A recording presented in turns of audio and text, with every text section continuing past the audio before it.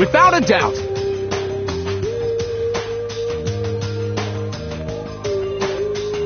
You hear me?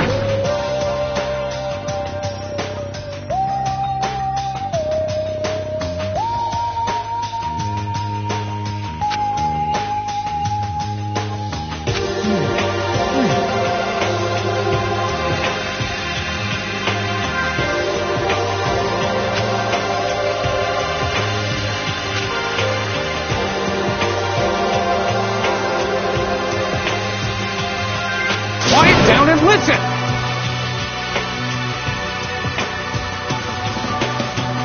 Got it!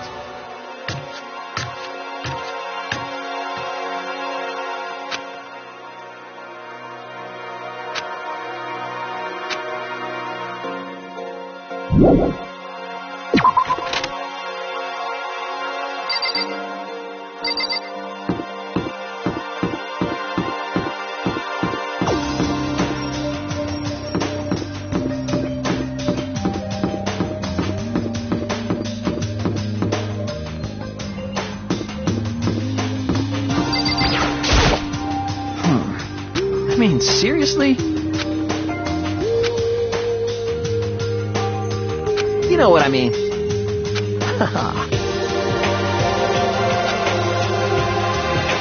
Give me a break.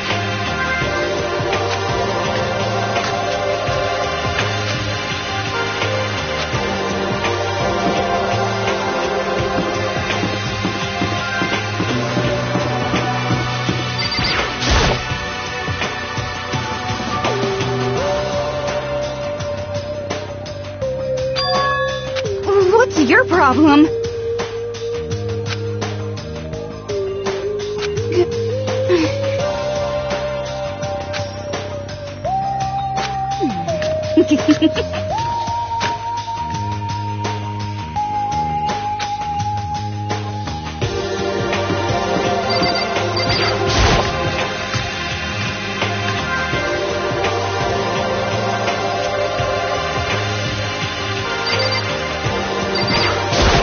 Listen to me!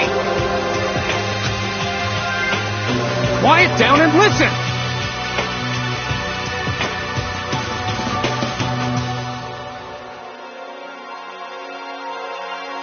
Give me a break.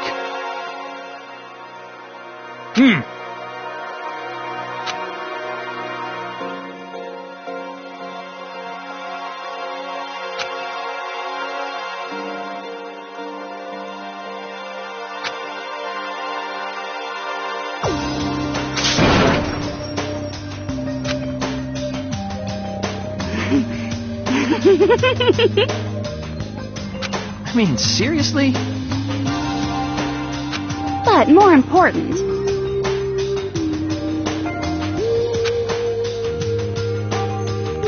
seriously?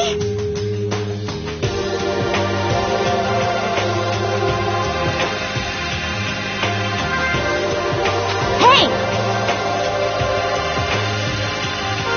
Are you okay with this? Huh?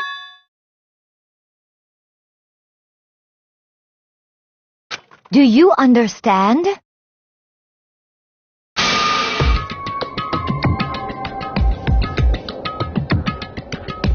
Stop it!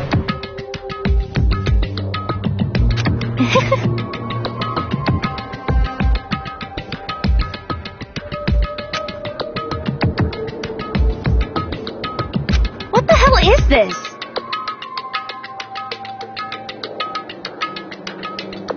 What?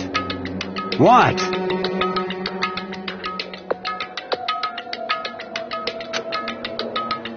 Piece of shit!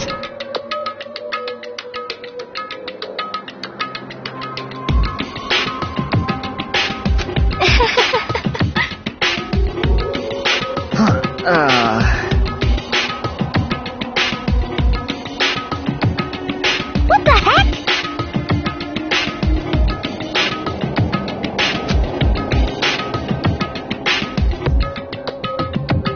Hey, listen.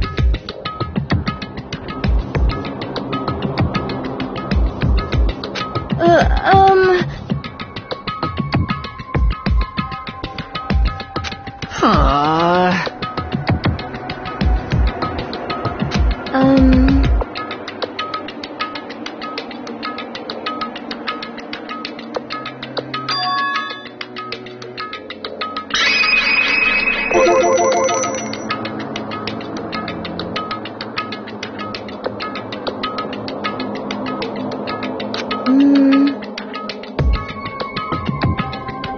Got it!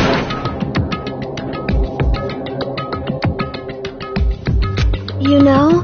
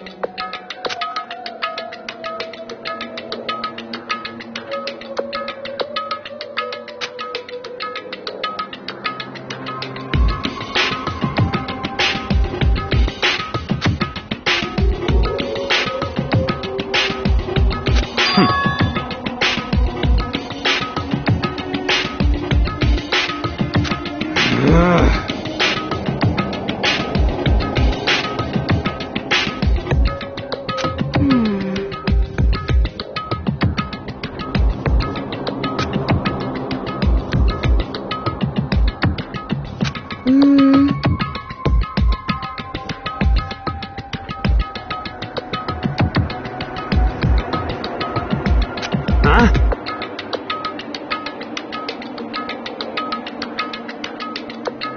But...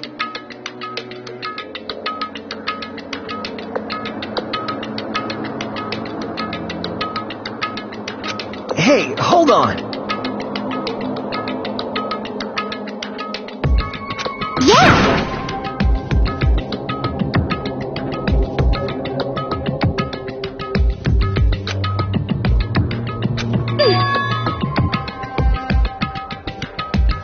Cause, I mean...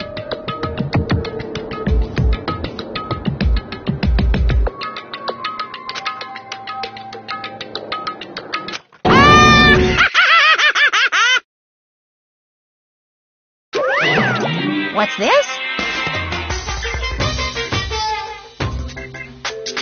Bastard! You guys?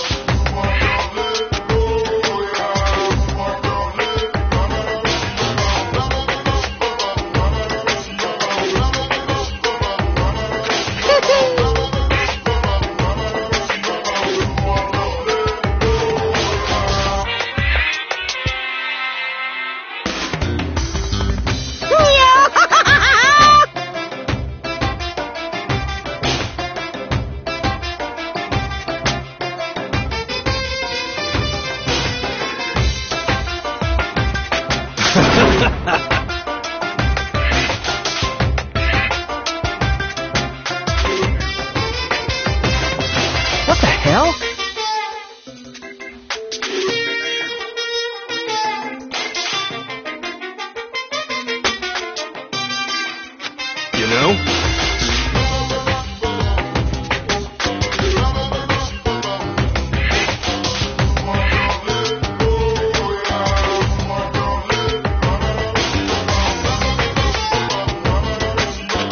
Come on.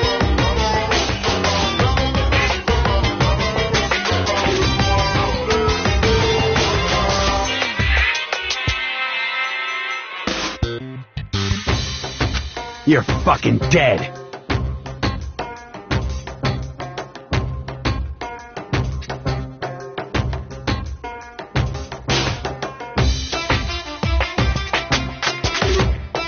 Huh?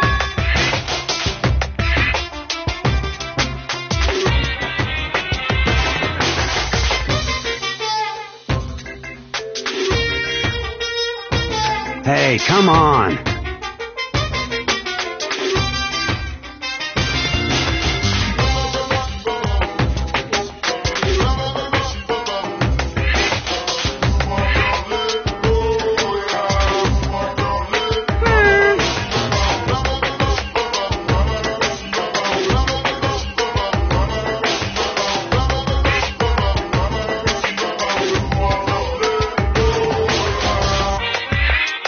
You son of a bitch!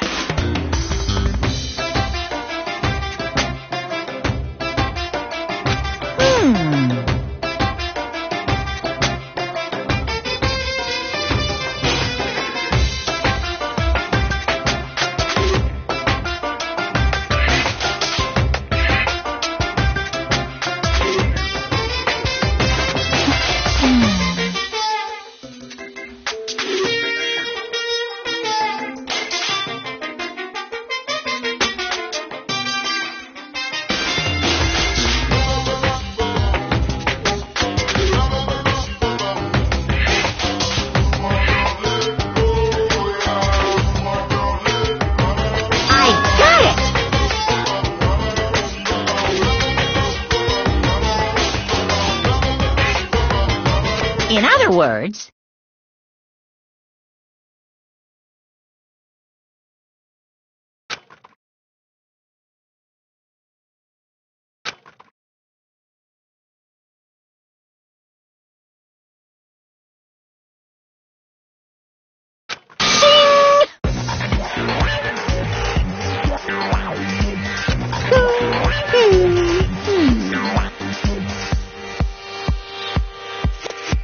Stop fucking around!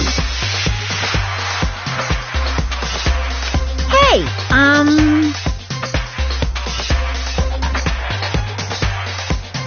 You son of a bitch!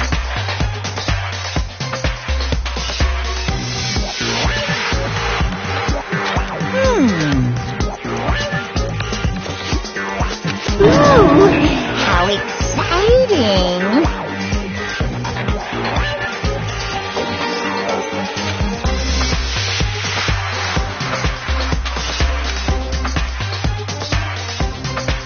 Hello.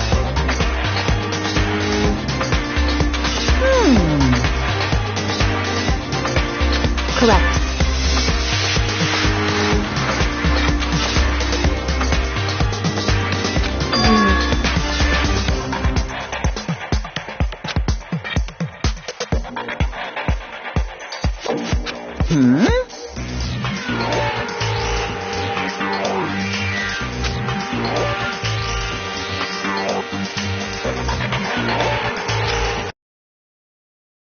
Just there.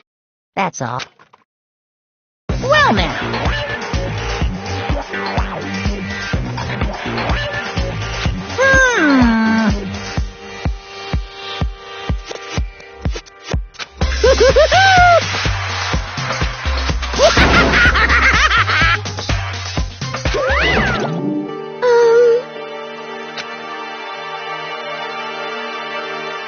Is that right? However...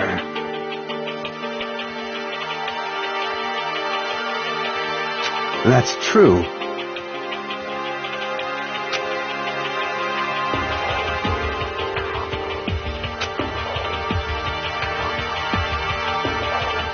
Hell yeah!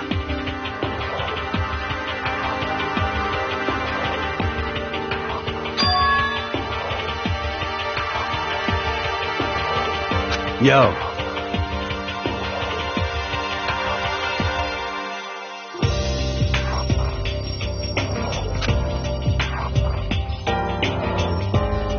Jesus Christ.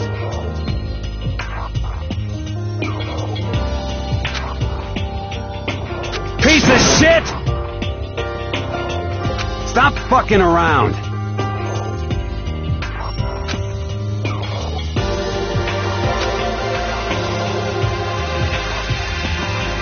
Hell yeah.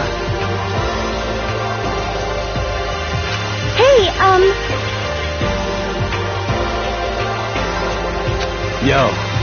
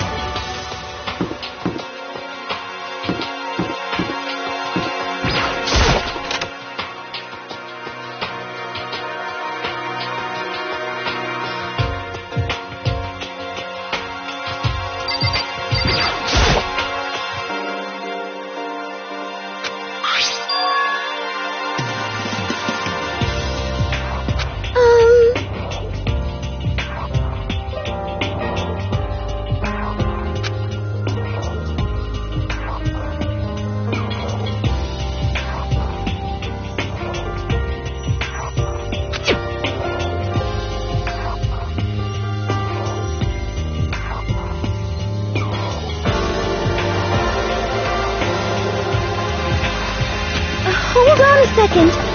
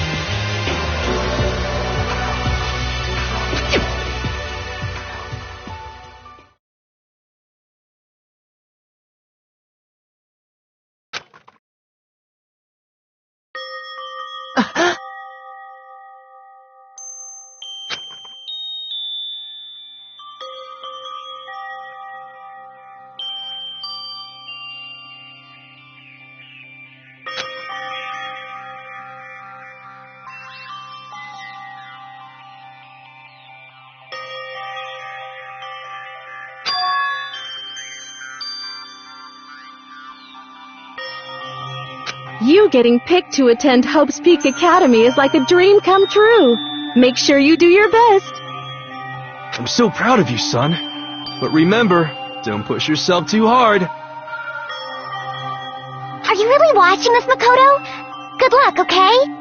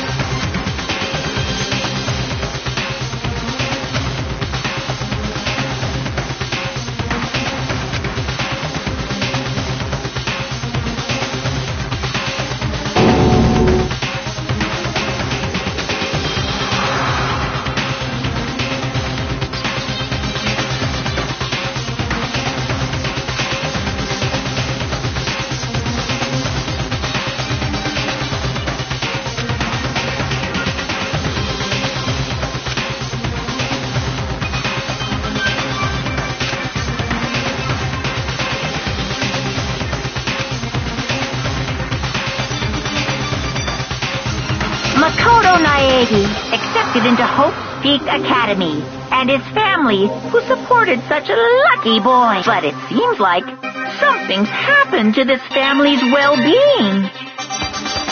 Oh boy, this is bad. What could have possibly happened to this?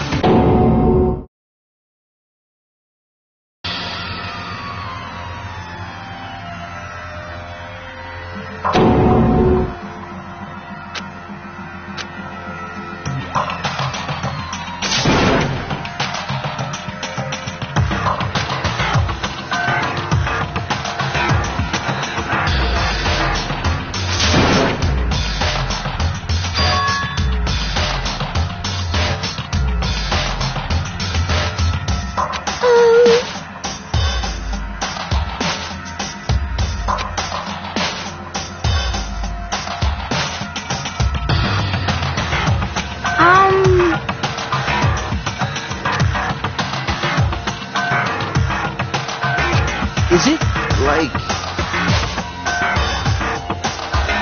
What does this mean?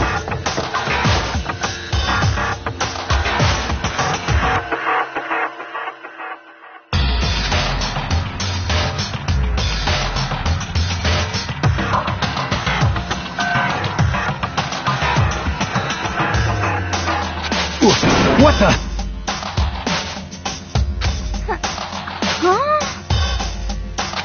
Hey, hold on!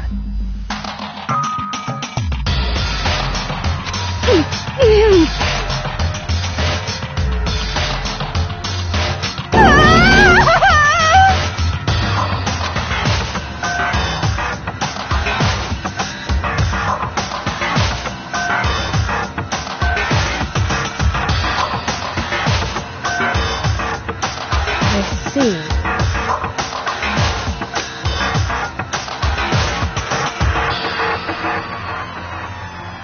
Yes, indeed.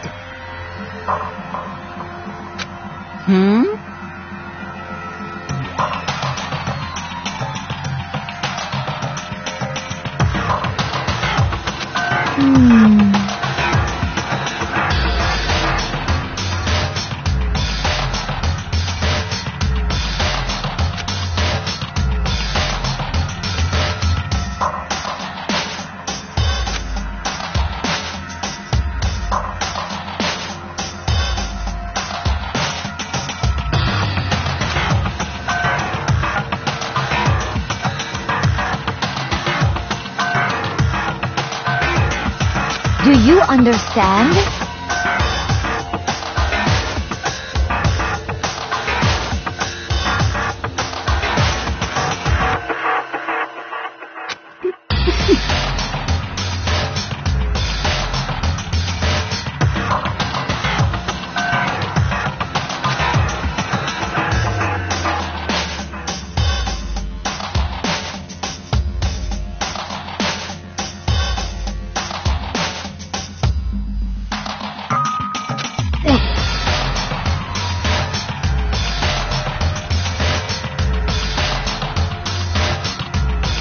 Huh?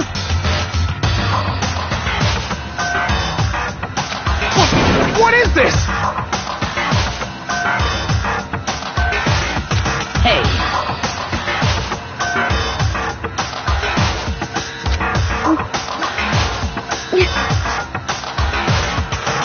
So then.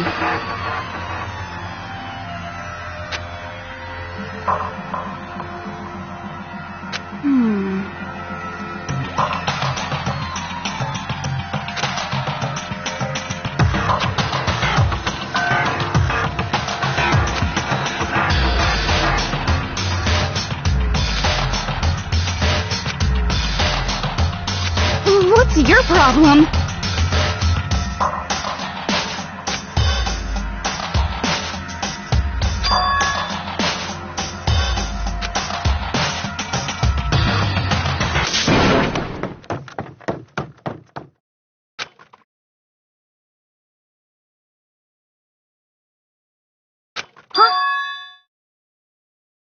That's enough.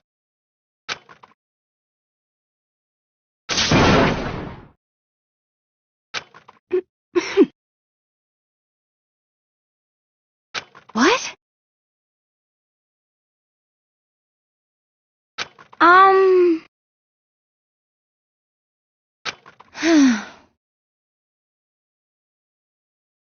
I hope you are well.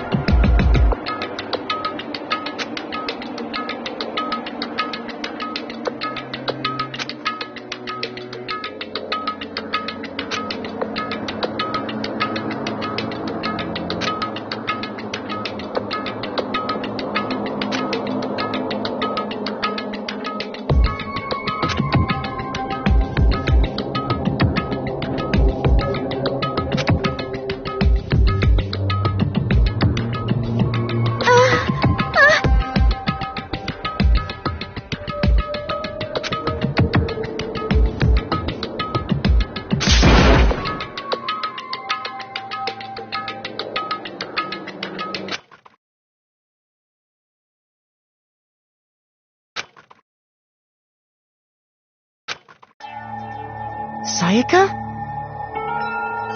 Please, help me.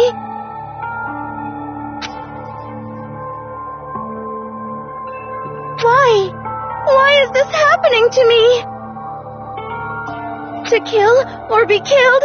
I just can't take this anymore. Sayaka.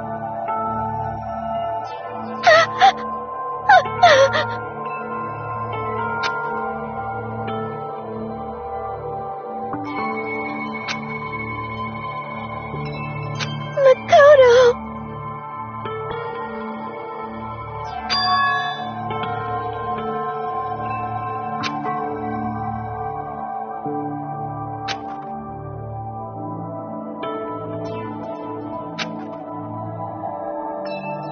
Makoto! No matter what happens, please always be there for me. I need you on my side.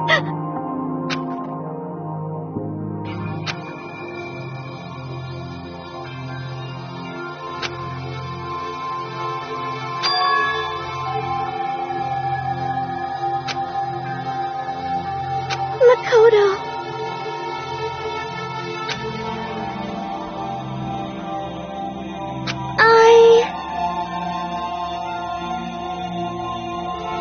Because I'm your assistant.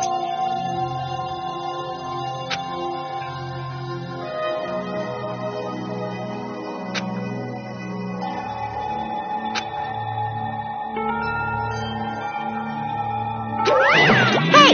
Hey!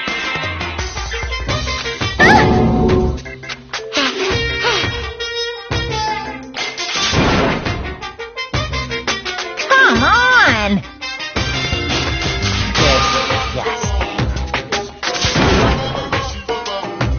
Just a minute.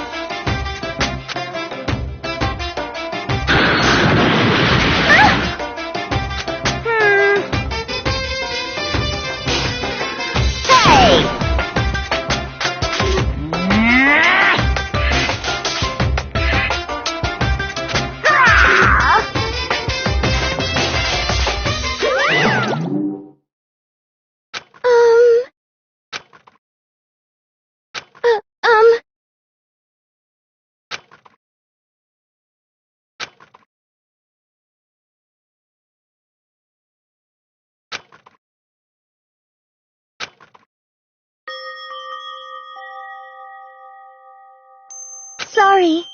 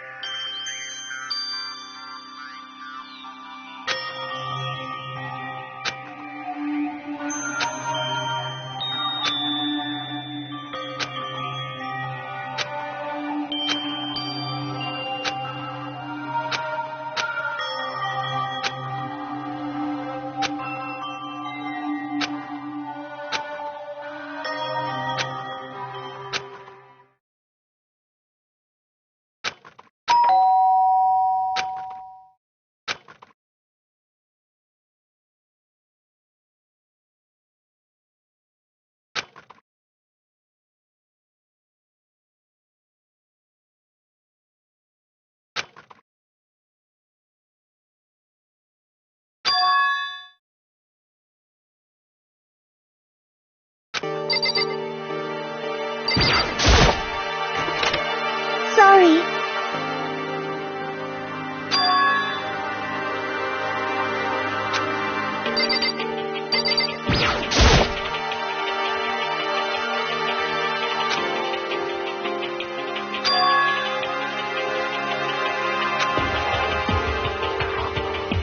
It was so strange. Makoto.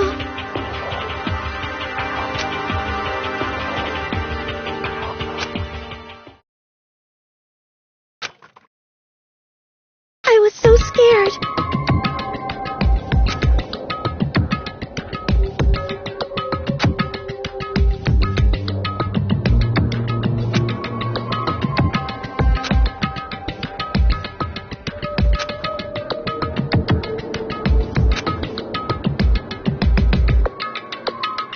Makoto.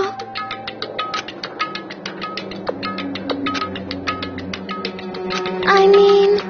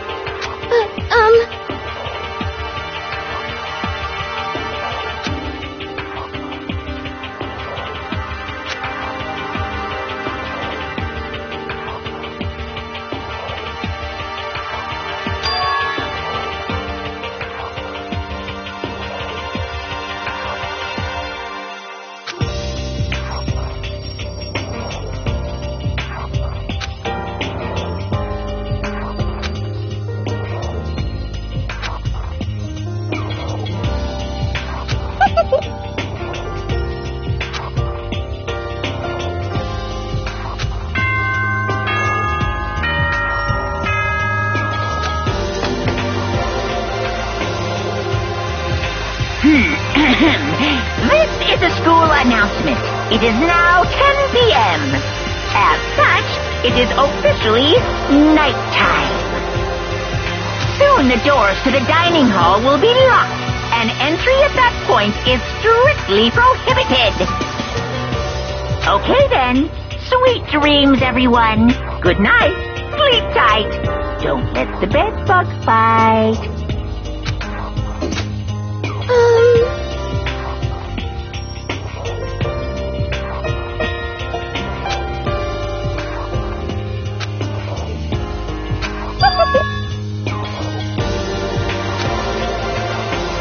Like I said, I'm psychic.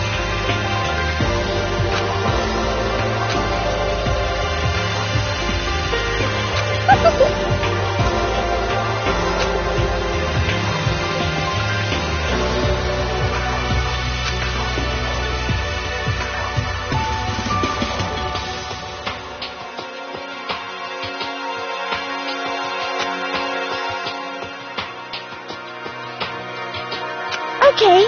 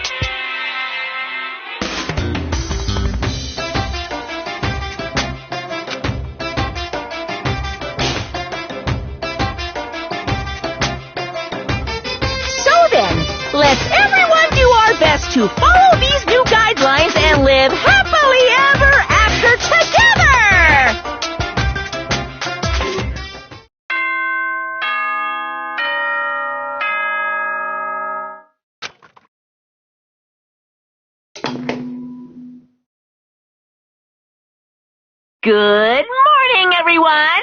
It is now 7 a.m., and nighttime is officially over. Time to rise and shine! Get ready to greet another beautiful day!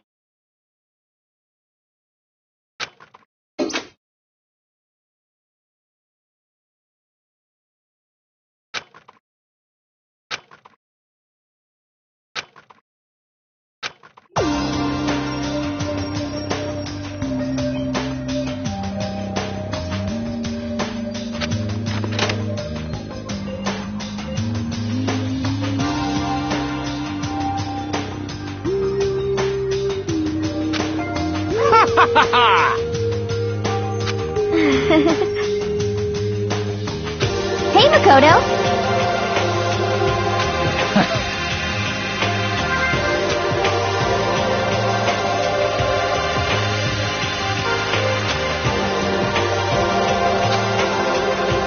Yo, Sorry. Ah, well, hello.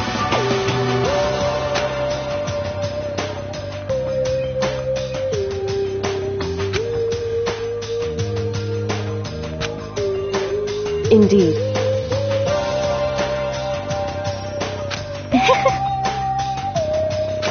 My bad, my bad.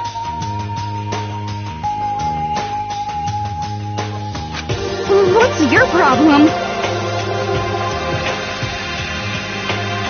yo!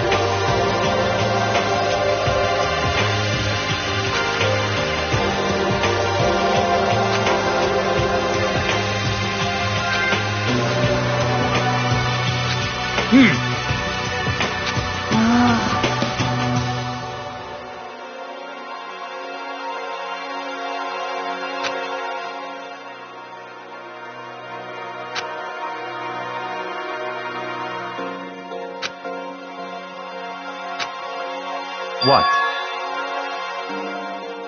Yo.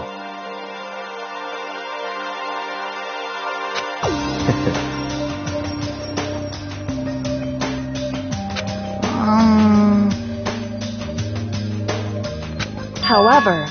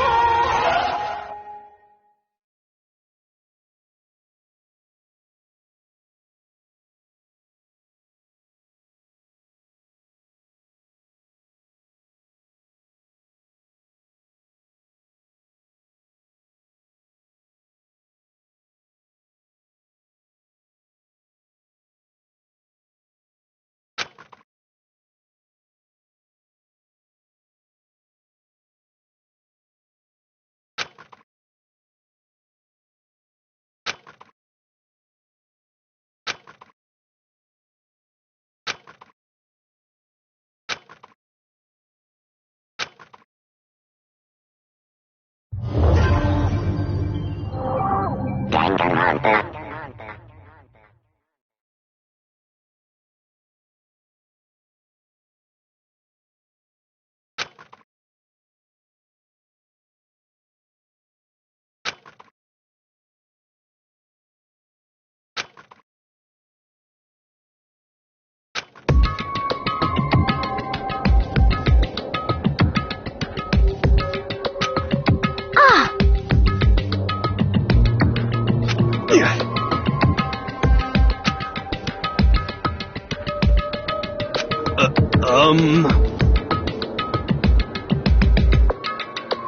Well,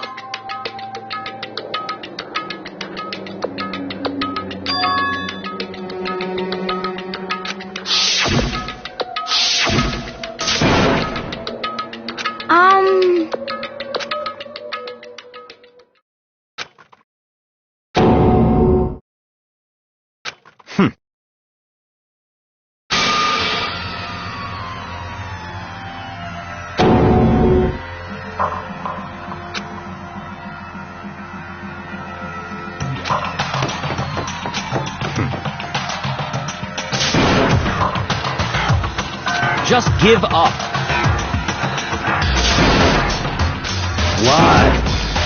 What?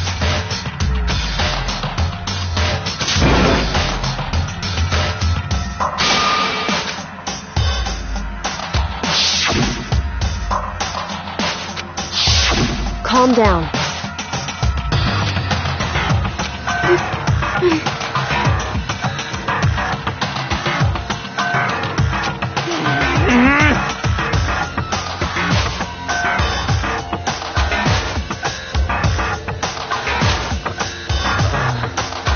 So...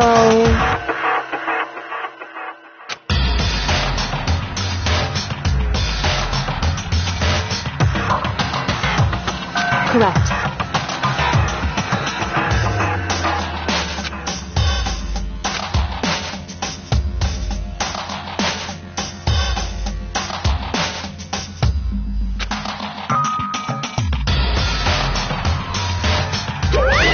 Wrong!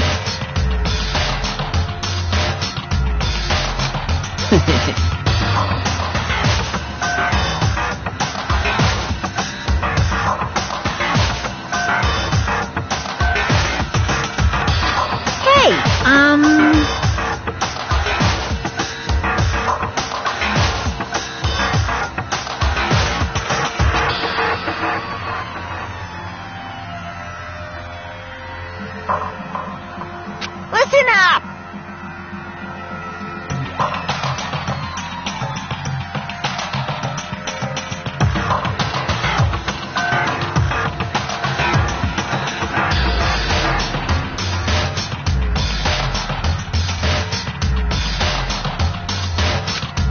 But...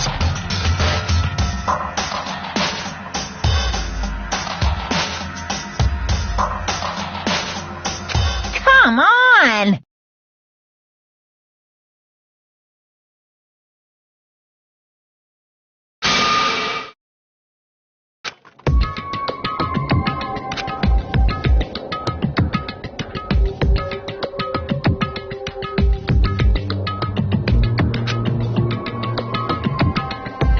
What?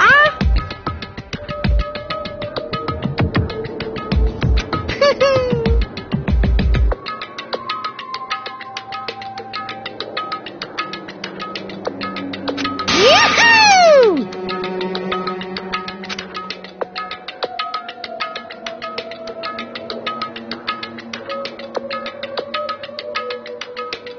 Well...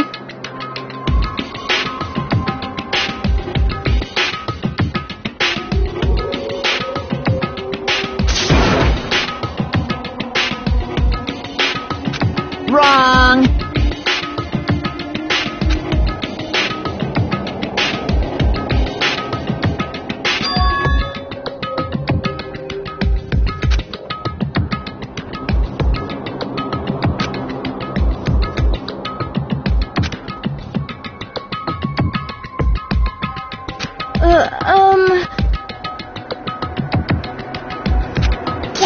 What is this?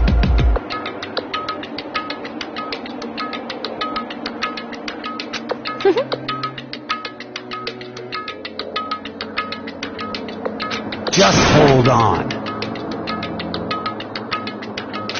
Stop talking.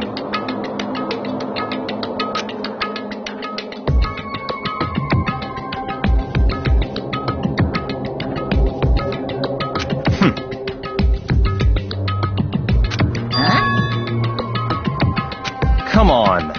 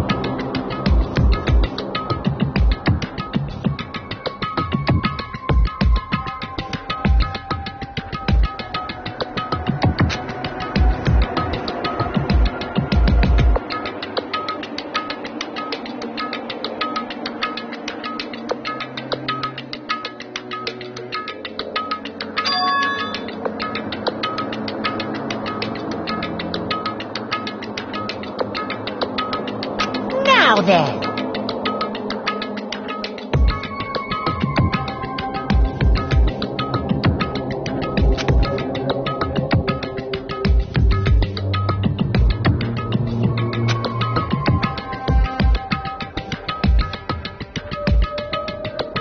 Then perhaps...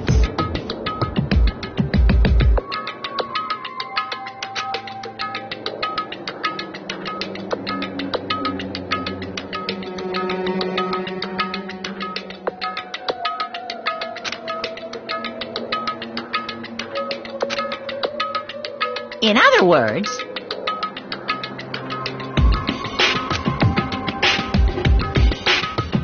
Yahoo!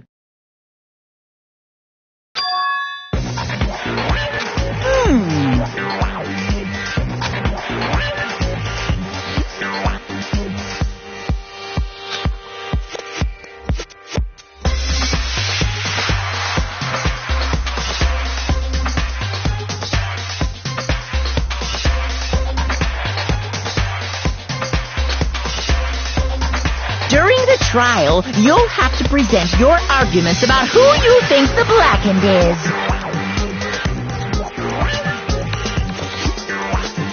And once everything comes to an end, the outcome will be decided by popular vote.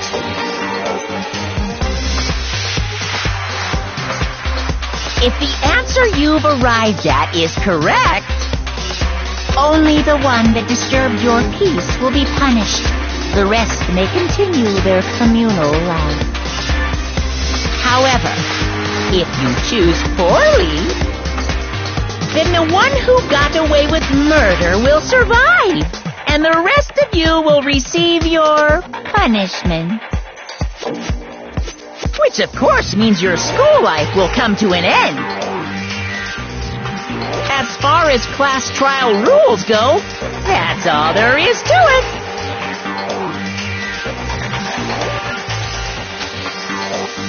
Well...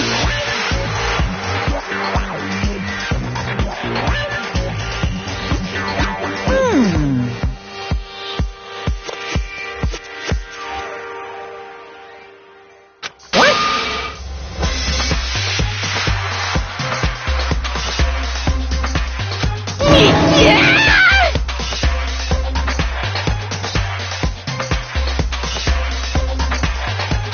What?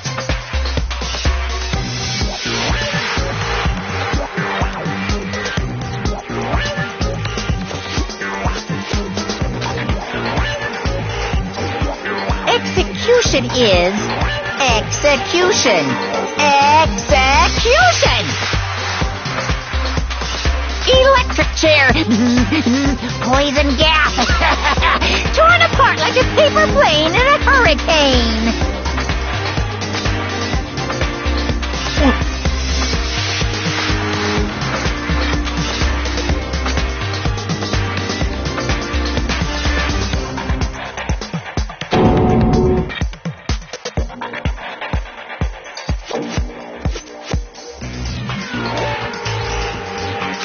Well done.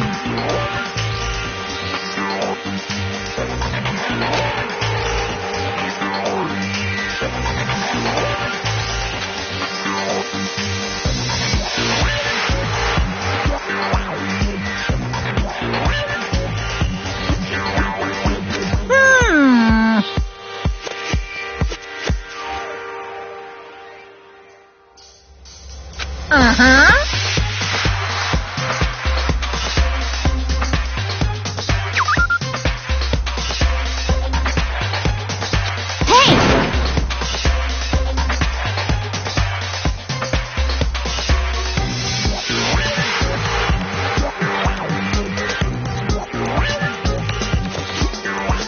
What the hell are you talking about?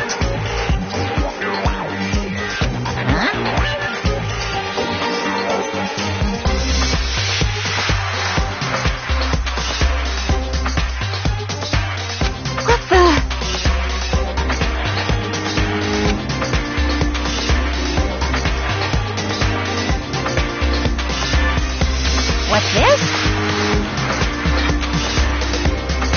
Stop it!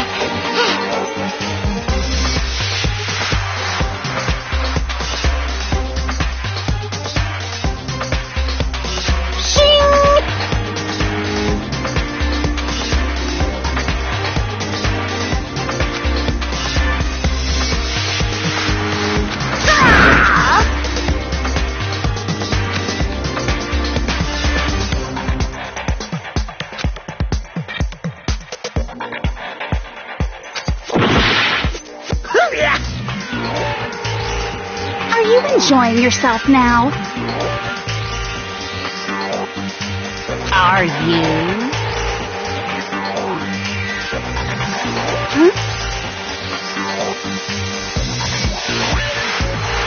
Violence against Headmaster Monokuma is not allowed. You violated a school regulation. I invoke the mighty summon spell. Help! To me, godly spear, Gunyear!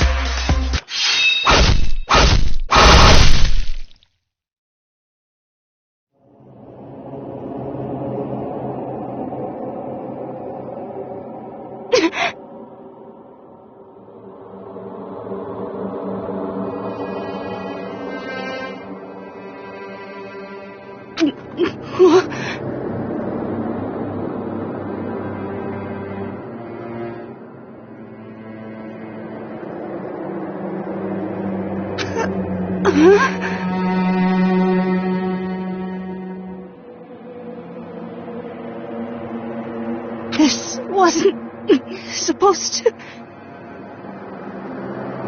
Why me?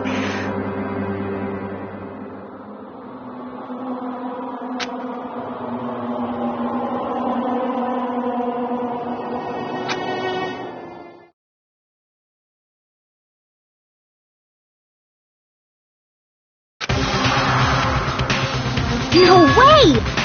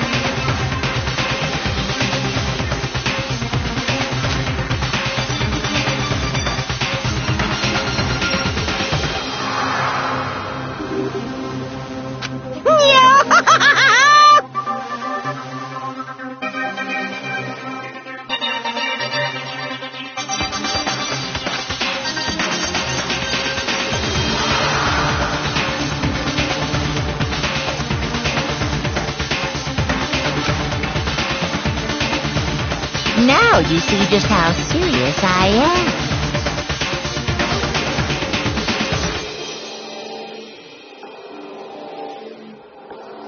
Defy me and you get shot full of holes, exploded, buried alive, disintegrated, etc.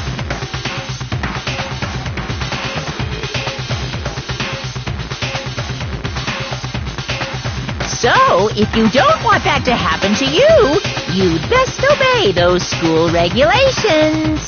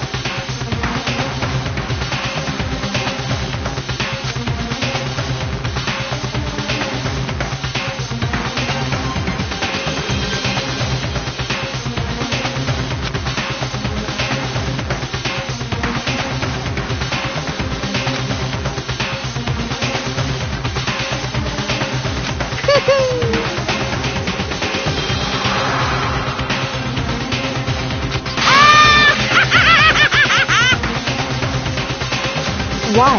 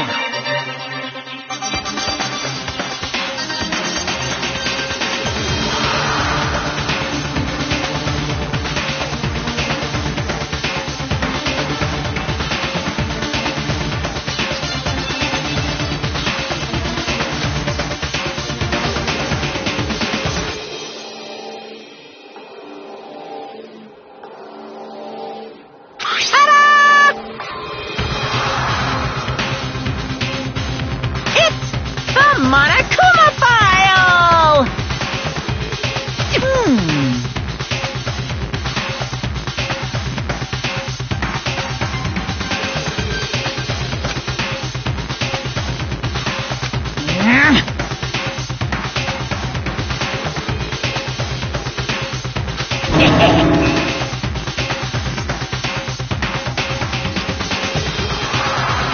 So then,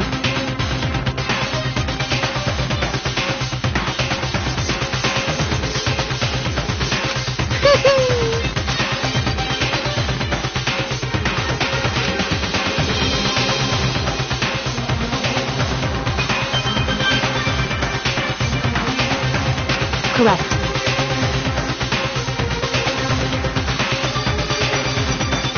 Well?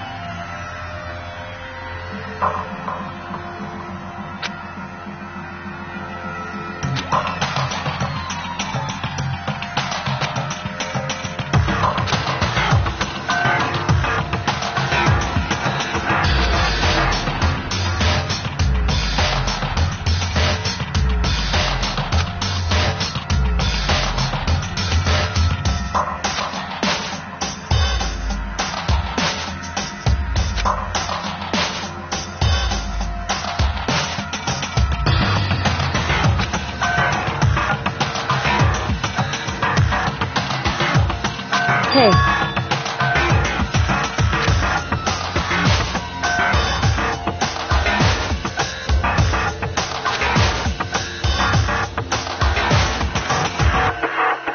What?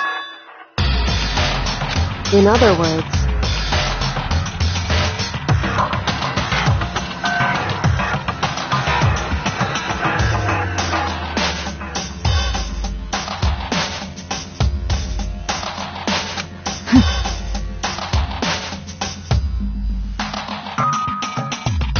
What the heck?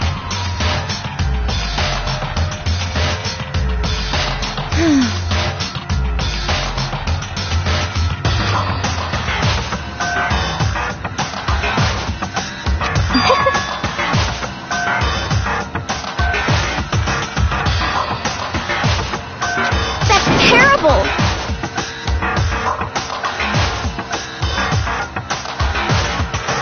just a second.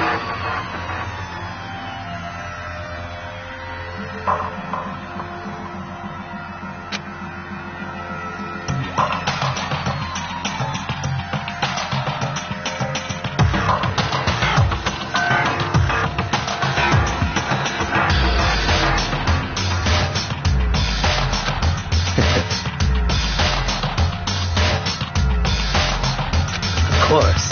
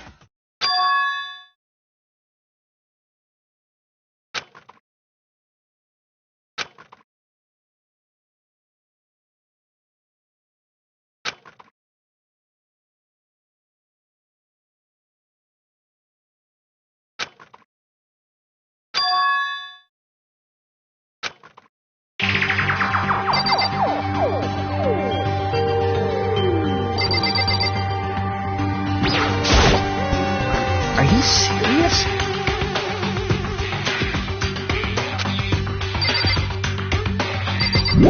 Just a second.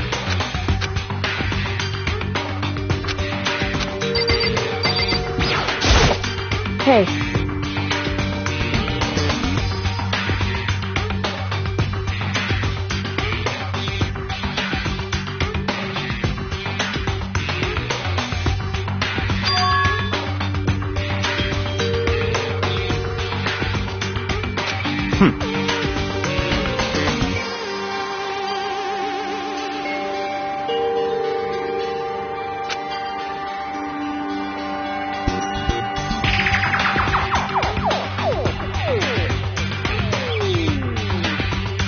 Hey.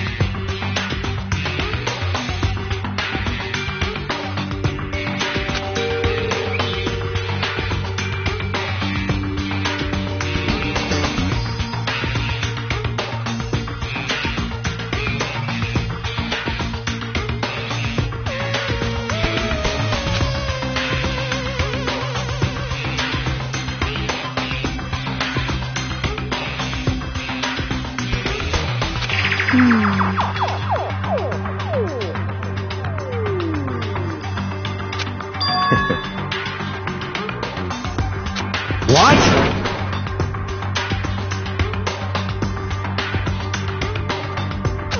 Stop talking.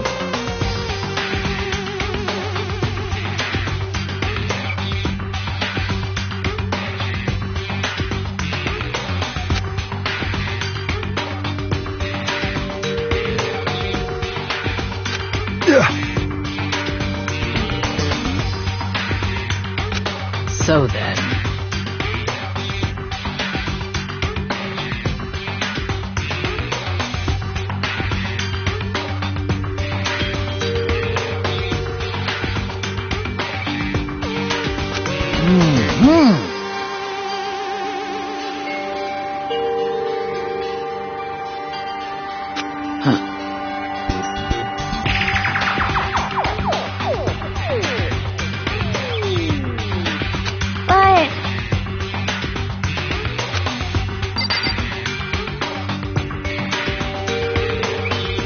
But Just a second.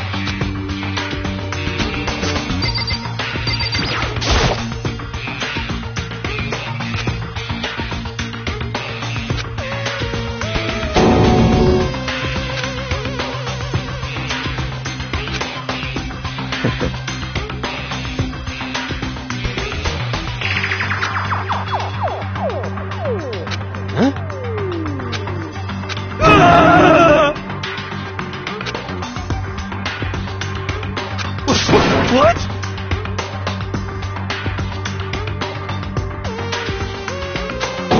Let me out of here!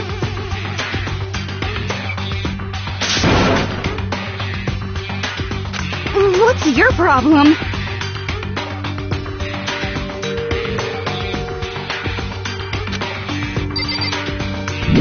Just a...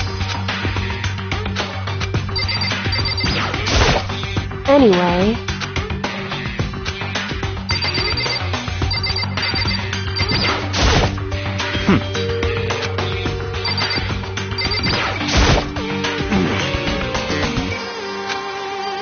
What the heck?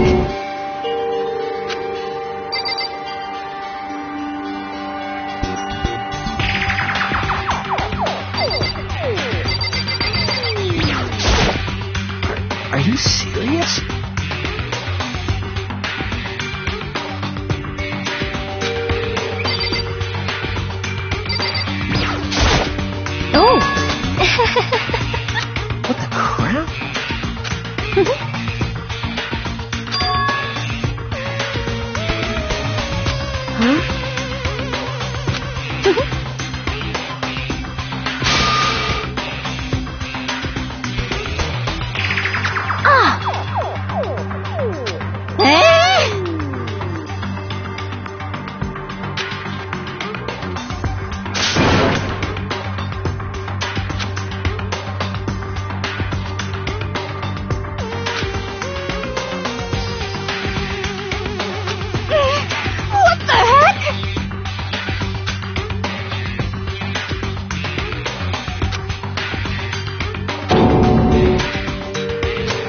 So then...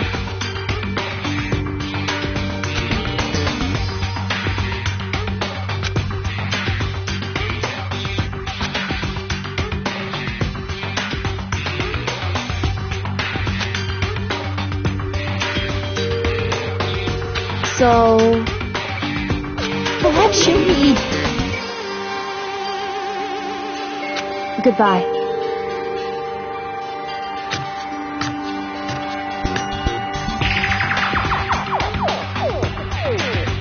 Goodbye.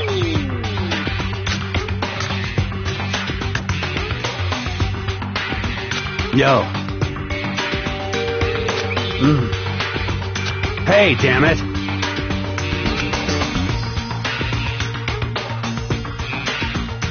You're fucking dead.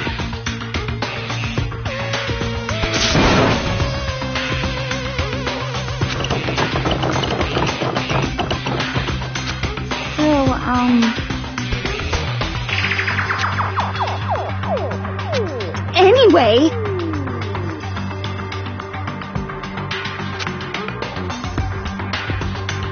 This is very...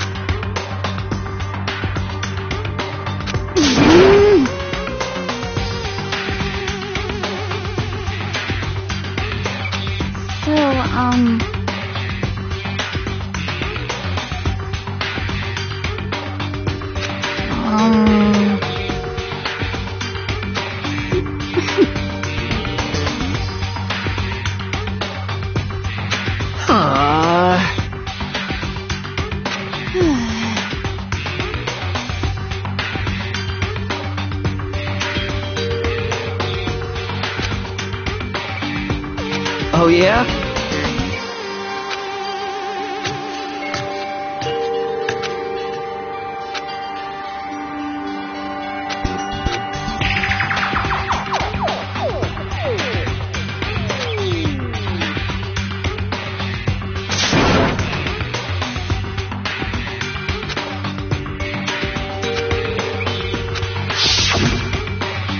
Execution is execution. Execution! Electric chair! Poison gas! Torn apart like a paper plane in a hurricane!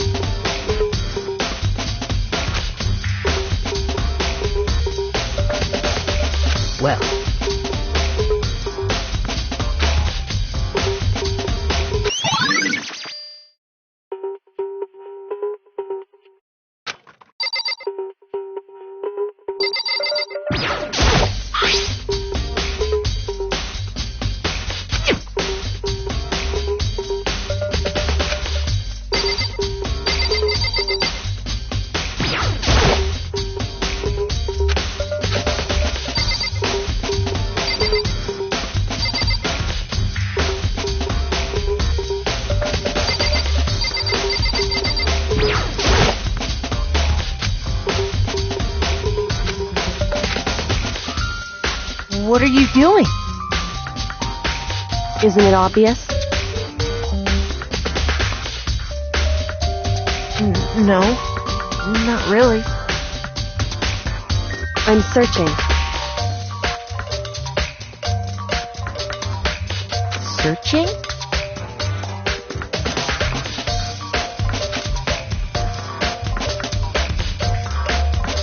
Did you lose a contact or something?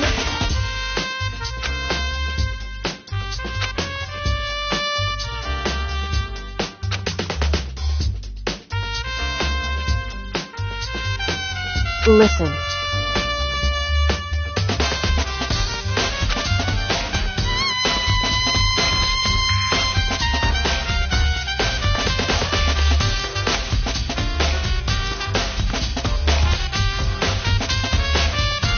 I see.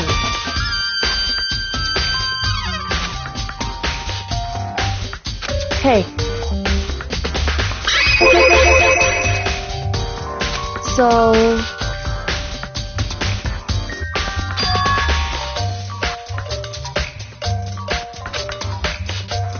Indeed.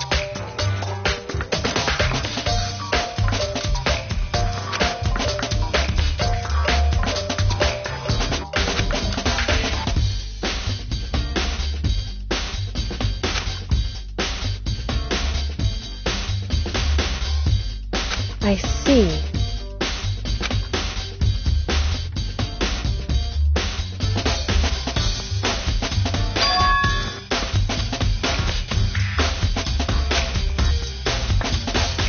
Well?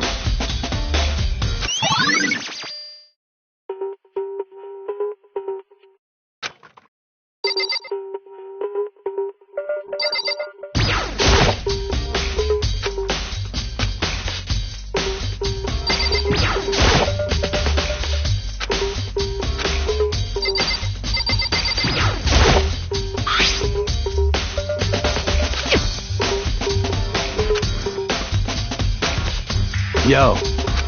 What? What? What? What? By the way.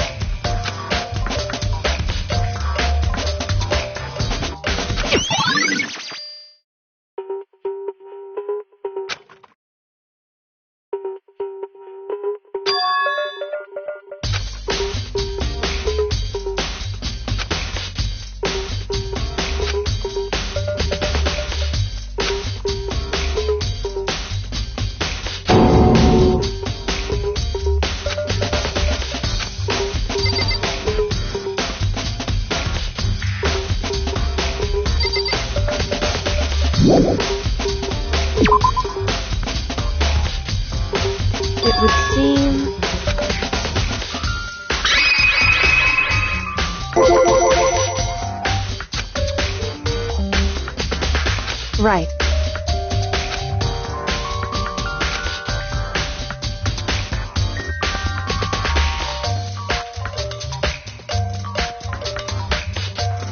So...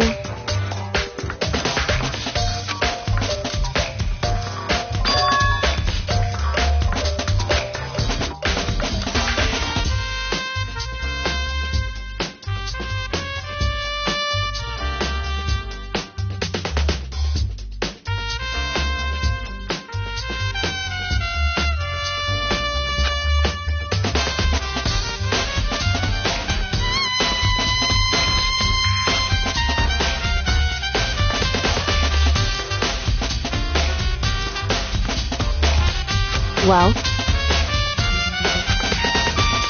Makoto.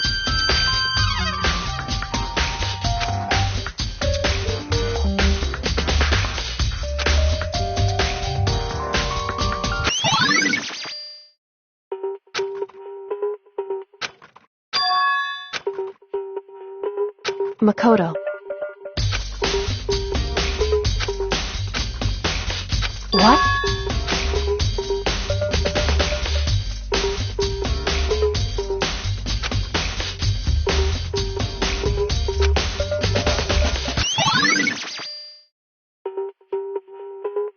Correct.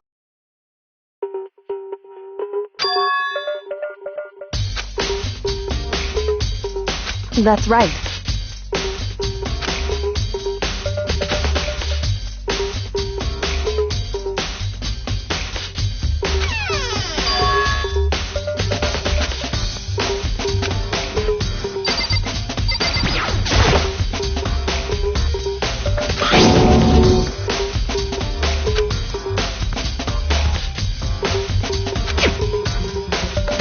It would seem...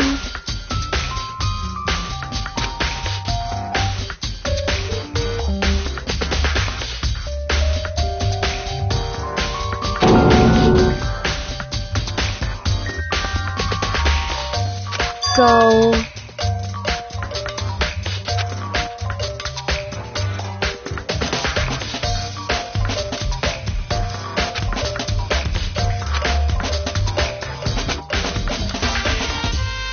Just a second.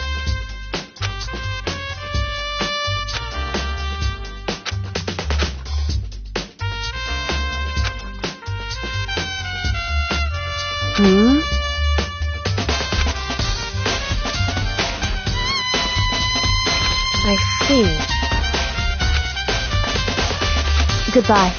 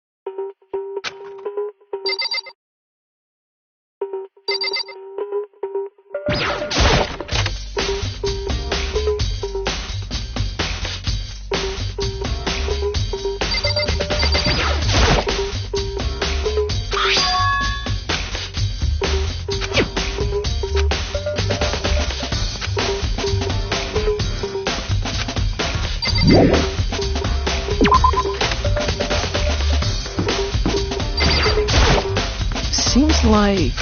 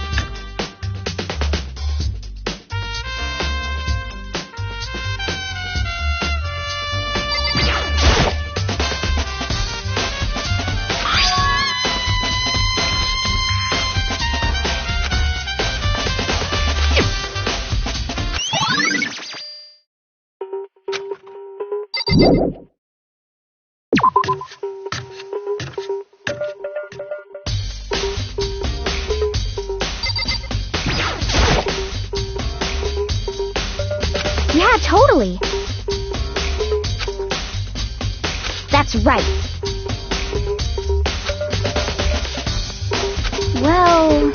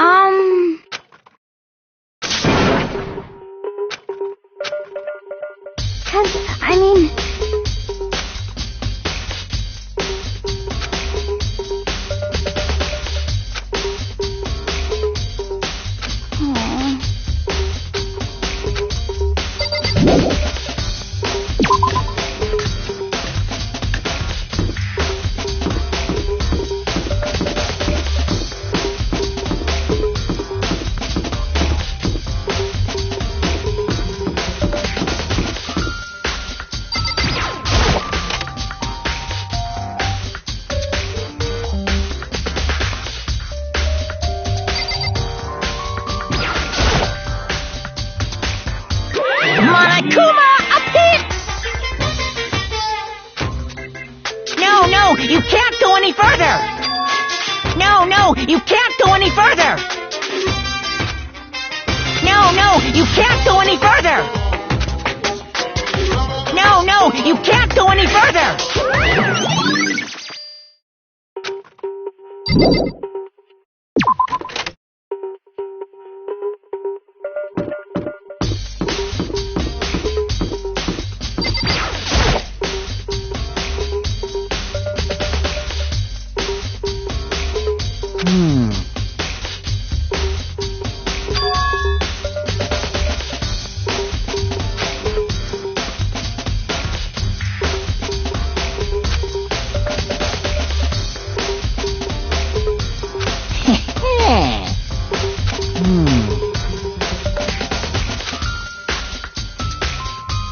Here we go!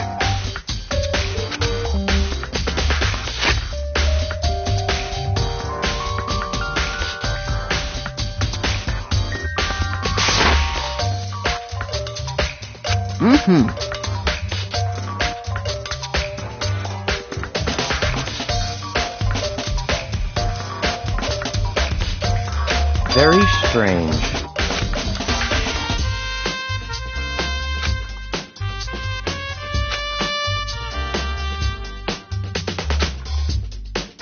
So, in other words,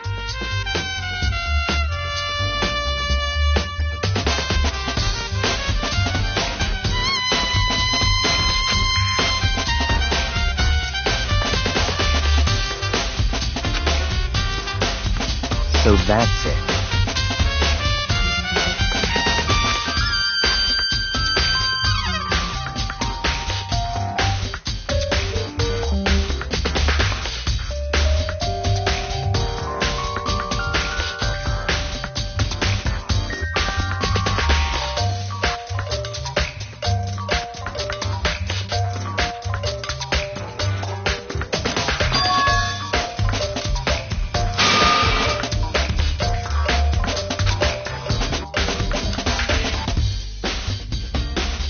Hey, listen!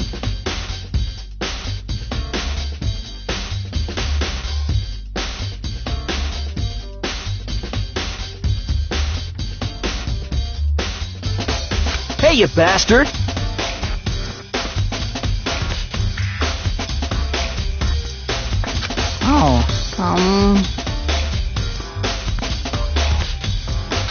You... Is it, like...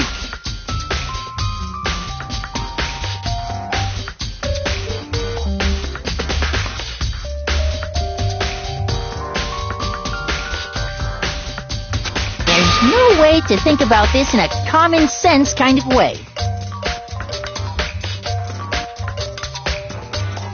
You know what I mean.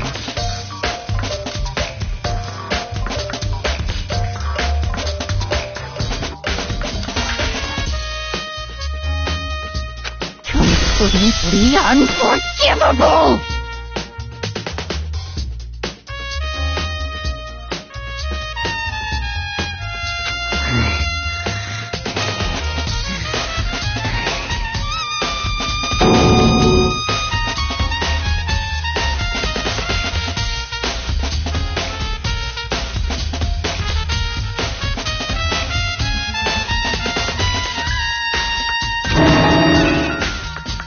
Give me a break.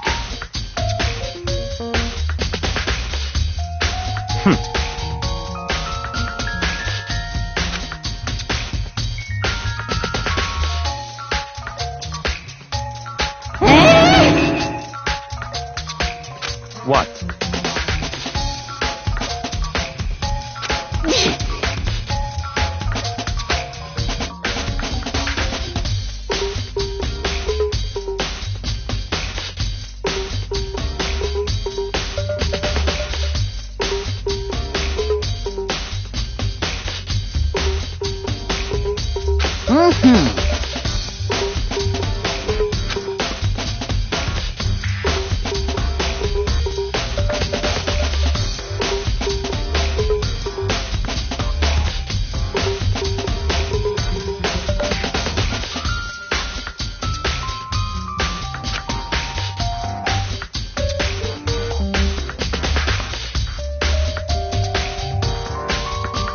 You got it!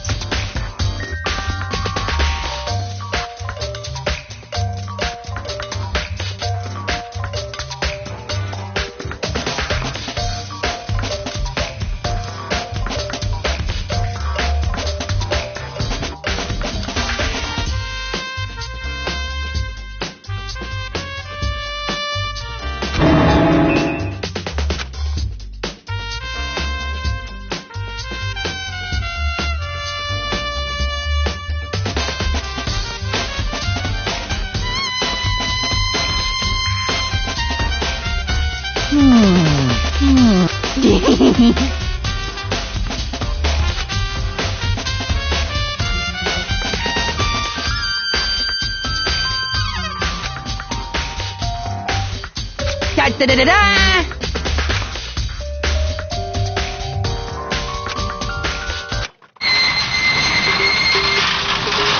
Mr. Naegi! Without a doubt.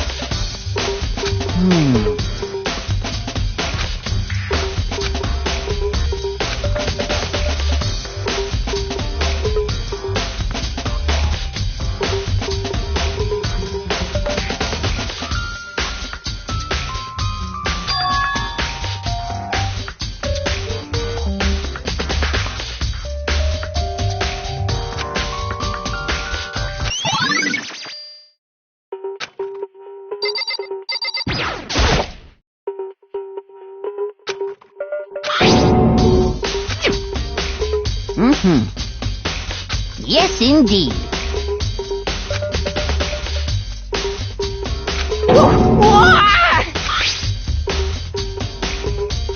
Was it a fairy?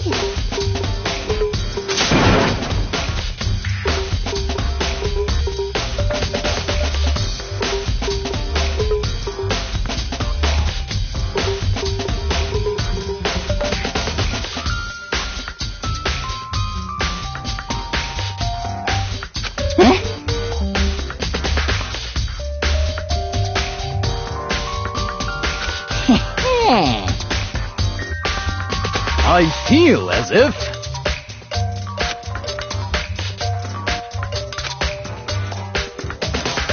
Most suspicious.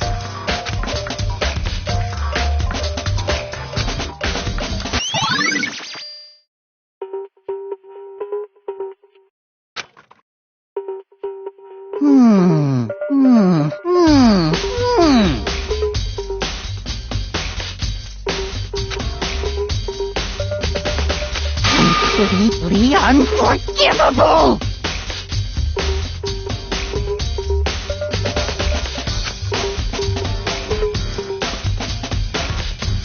That's it! I'm sure of it!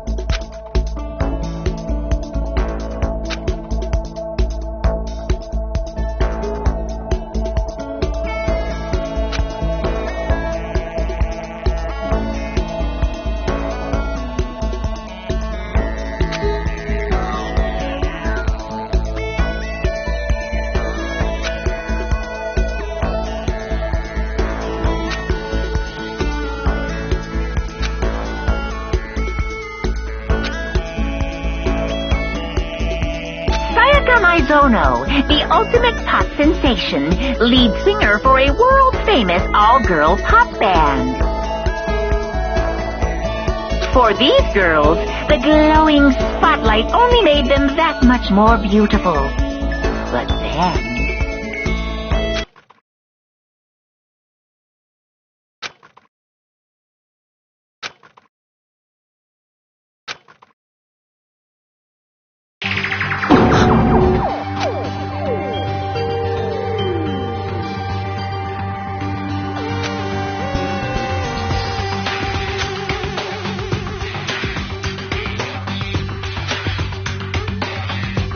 this ultra-successful team suddenly fell apart. None of them will ever perform on stage again. None of them will ever feel the warmth of the spotlight. For Sayaka, there's simply nowhere for her to return to. So here's the billion-dollar question. What, oh what, could have caused the group to go to pieces?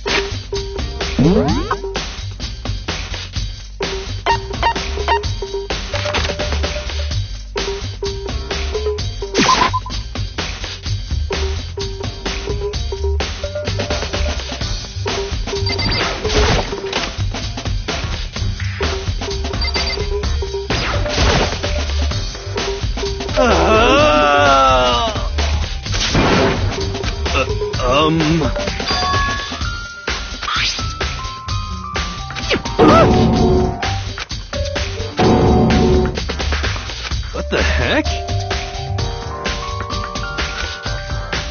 What?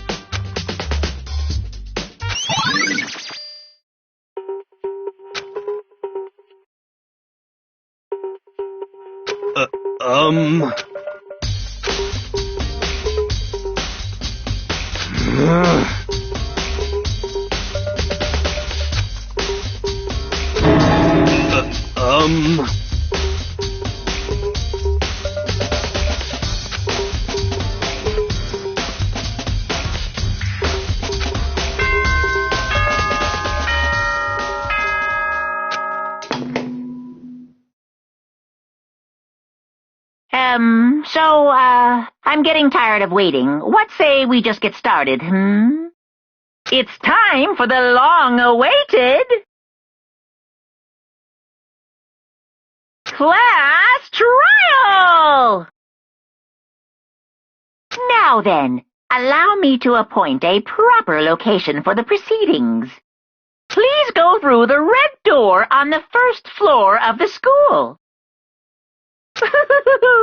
See you soon!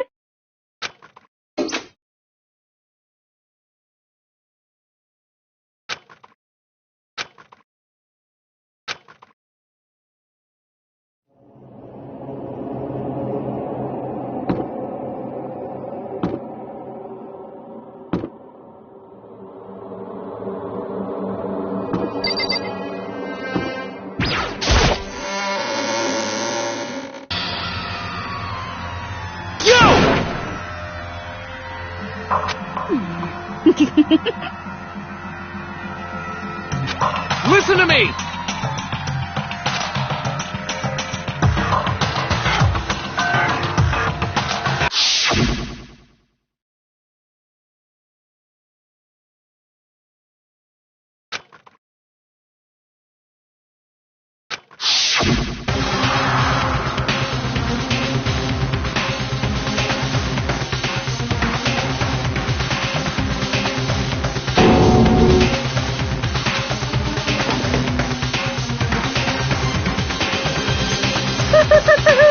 Is everyone here?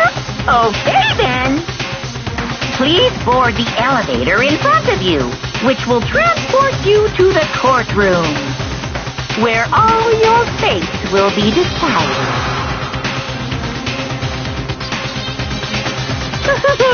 I'll meet you all down there. I'll be waiting.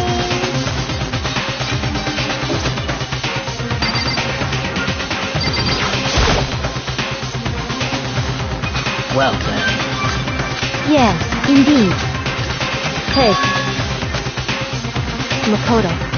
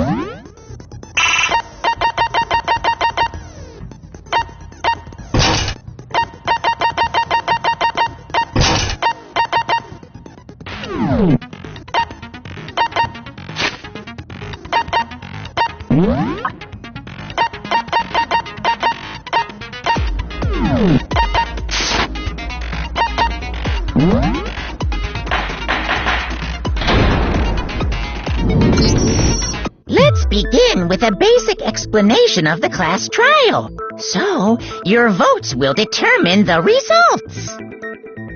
If you can figure out who done it, then only they will receive punishment.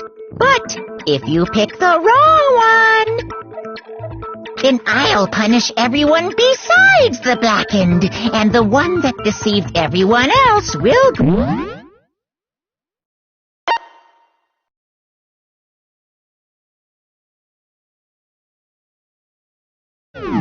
graduate. And the killer really is one of us, right? Of course. Okay then. Everyone, close your eyes. And whoever did it, raise your hand. Don't be a goddamn idiot. Why the hell would they raise their hand? Before we move on and start the trial, can I ask a question real quick? What's going on with those pictures? I'd feel awful if they got left out just because they died. Friendship penetrates even death's barrier. Friendship penetrates? Okay, but what about that other empty seat? There were only 15 of us to begin with, so why are there 16 seats? Oh, no reason. It's just that our little courtroom here can technically fit up to 16 people.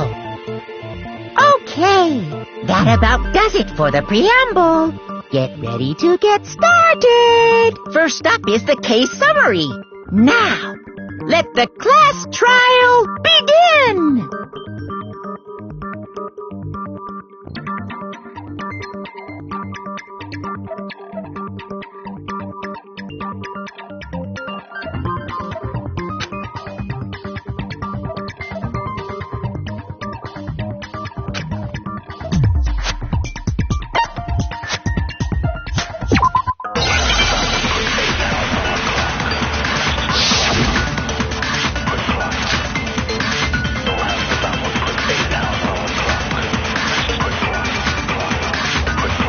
I assert that the one who was murdered was Miss Sayaka Maizono!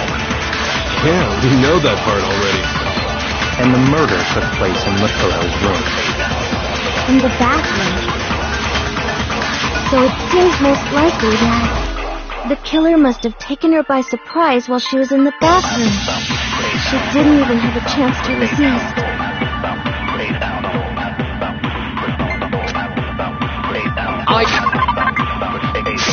I assert that the one who was murdered was Miss Sayaka Maizono! Yeah, we know that. And the murder took In the bathroom. So it seems the killer must have taken her by surprise while she didn't even have a chance to... No, wrong.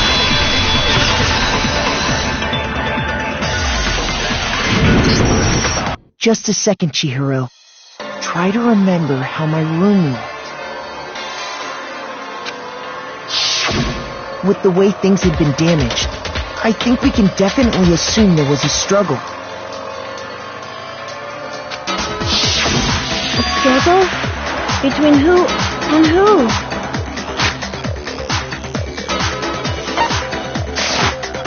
Between Sayaka and the killer, of course. So you're saying Sayaka wasn't caught by surprise in the bathroom? She must have been attacked in the main room first. Then, she ran to the bathroom to try and hide. The killer followed her in, and that's where they finished the job. That much should have been obvious after taking one look at the scene. It shouldn't even need explaining. Sorry. Okay, so what's next? Next is the subject of the murder weapon. Wow, this is starting to sound like a real trial.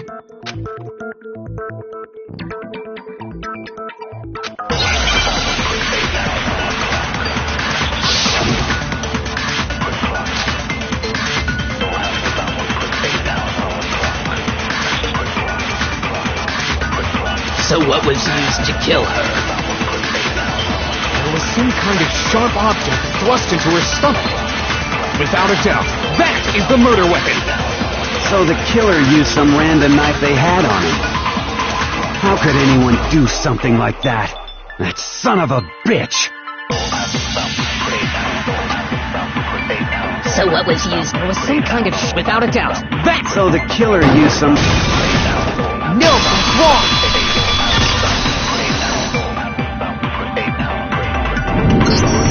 No. I do think it was a knife, but not just any knife. I'm almost positive it was a kitchen knife. Huh? A kitchen knife? After the murder, we discovered that one of the knives from the kitchen was missing. Which means that knife must be the murder weapon. Oh, yeah. I guess that makes sense. You could sort of see the weapon sticking out of her stomach. And if you look real close, I could totally see that being a kitchen knife. Okay, so the murder weapon was a kitchen knife, but where does that get us? I mean, we all know Makoto killed her, right? That's right. Makoto's room was the scene of the crime. What more proof do you need? Hold on a second. Let's draw our conclusions after we presented our arguments. Otherwise, what's the point of the trial? Well, we can talk all we want. It's not going to change that conclusion. I don't think that's true at all. I'm sure if we keep at it, something new will reveal itself. You really believe that?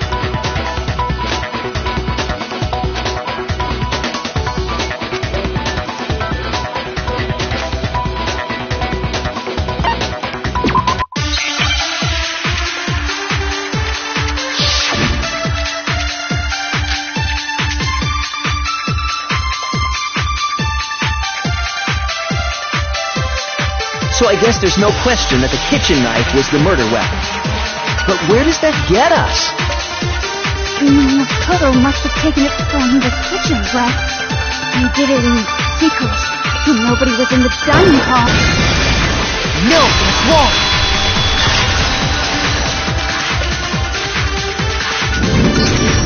Okay, wait. Hold on. I didn't take the knife from the kitchen. Next you're gonna say you're not the killer, right? Go ahead and say it all you want.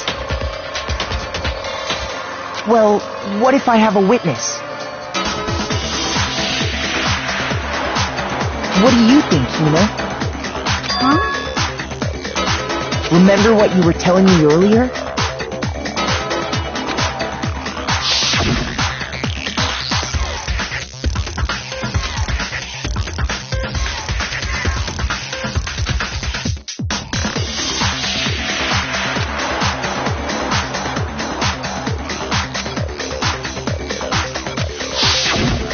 Just to be perfectly clear, the knife disappeared while you were in the dining hall, correct?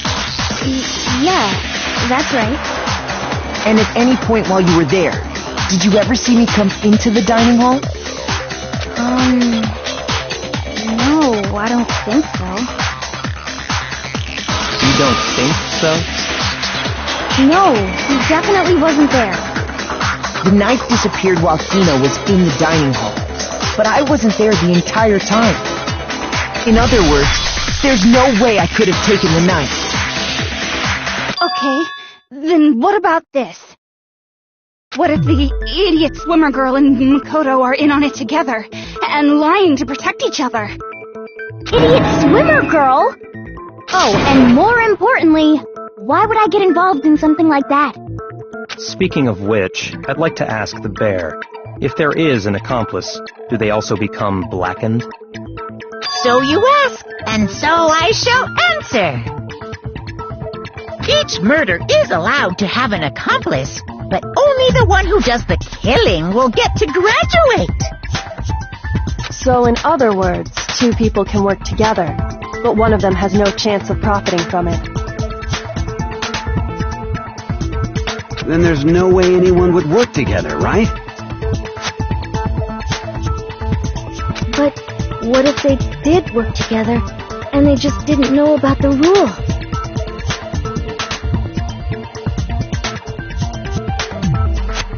Good grief! Enough already! No, okay? There are no accomplices in this case! Did I say that out loud? Anyway, I didn't go to the dining hall, and I didn't take the knife.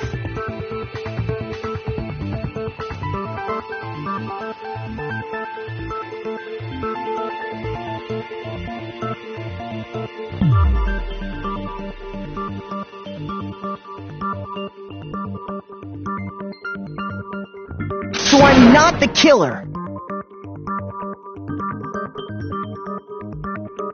Okay, so then, who did take the knife? Hina seems the obvious candidate. After all, she just said she was in the dining hall. Well, no way! I swear it wasn't me! Sure, but can you or anyone else prove that? I can. That's right! Sakura was with me the entire time I was drinking my tea. I hate to have to ask, but just to be sure, Sakura's... Me. Right. But then, couldn't either one of them have grabbed the knife? Actually, no. Because, well... Just spit it out already. I stayed in Hina's room last night. I got so scared thanks to those creepy videos. I wasn't really thinking, I just asked her to stay over. Which means we have airtight alibis. You stayed over? Doesn't that violate one of the school regulations? We're not allowed to sleep anywhere but the dorms, but it doesn't say we have to stay in our assigned room. So, I don't think that's a problem. It is a problem! A boy and a girl spending the night together? It's unwholesome! But I'm a girl. You are? Oh my gosh, I'm so sorry! But if it wasn't either of you, then what other possibility is there? Actually, there is one other possibility. Right, Hina? Oh, yeah, that's true! One other person did come to the dining hall while we were there. Why didn't you say so in the first place? Well, because they're not here anymore. Sayaka. She's the one who came to the dining hall. And then later, she wound up dead.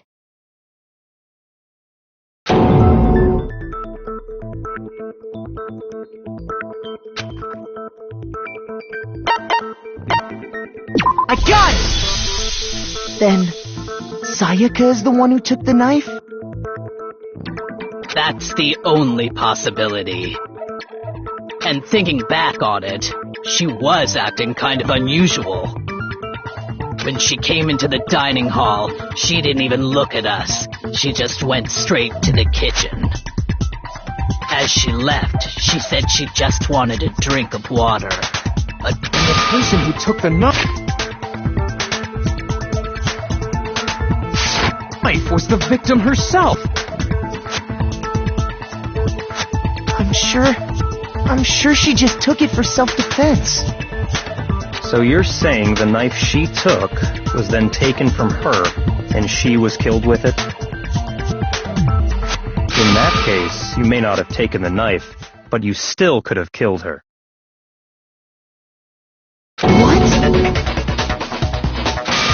He did do it after all. No, you're wrong. So, that's how you would twist the argument and send us all off in the wrong direction? You possess a most terrifying talent.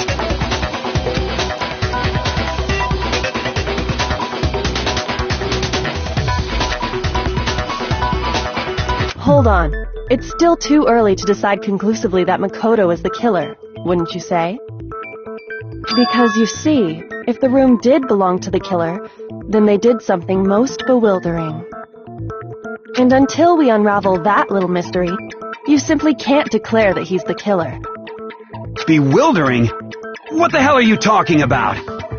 Something was missing from the scene of the crime that by all rights should have been there. You know what I'm talking about, don't you?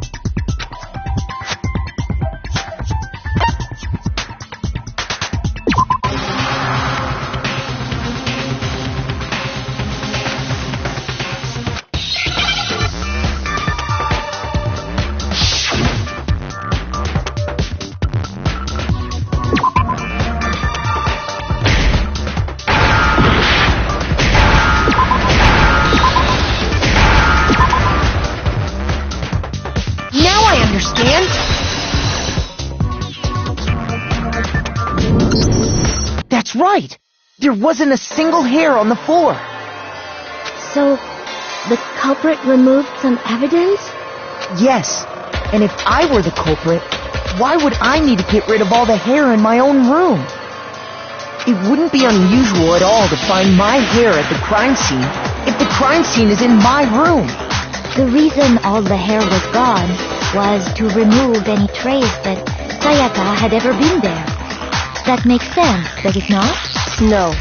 If that were the case, they would have had to do something about the body itself, not just her hair. Yes, very true, very true. Okay, then why wasn't there any hair on the ground? The killer got rid of it all, of course, to remove any trace that they had ever been there. Wait, then that means... Precisely. It's simply beyond reason to believe that the room's owner and the killer are one and the same. Then, Makoto isn't the culprit? Are you sure we can decide something so important based solely on the absence of some hair? No. There are other reasons that prove why Makoto couldn't have done it. I would like to hear these reasons. Do you remember anything remarkable about the bathroom at the scene? Sayaka was attacked in the main room first, then fled into the bathroom, right? Yeah, then they ran after her, got into the bathroom, and stabbed her. And how did the killer get into the bathroom? Did they have any trouble with it? What do you mean? It's fairly certain that the killer had some trouble getting into the bathroom. There was clear evidence left behind. Do you remember, Makoto?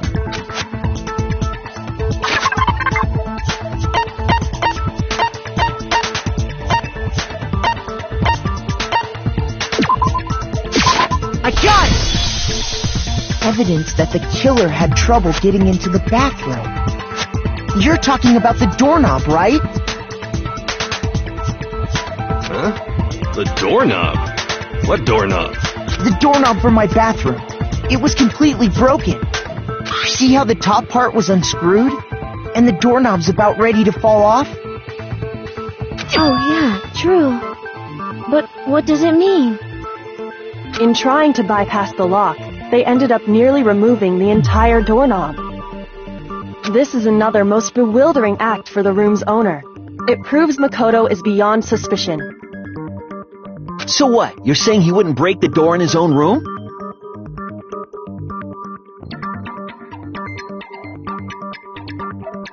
But if the only choice you have is to break it, you break it. There's nothing bewildering about it.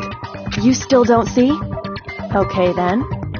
Let's take another look at how the incident unfolded. Hopefully that will help you understand.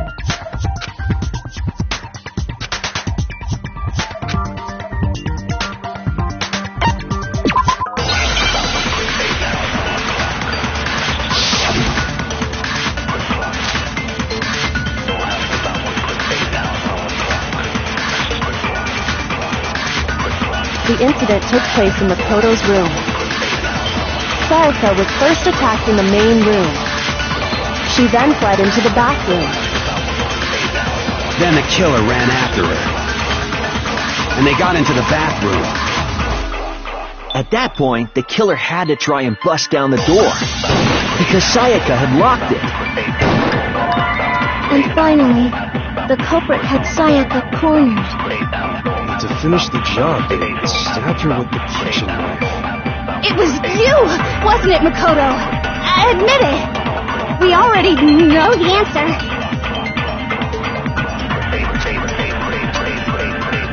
The incident took place. Sayaka was first. She then fled into the... Then the killer ran, and they got into the bath. At that point, the killer had to try and bust down the door. Shoot! The incident took place. Sayaka was first. She then fled into the... Then the killer ran, and they got into the bath. At that point, the killer... Because Sayaka had locked it. No, that's wrong!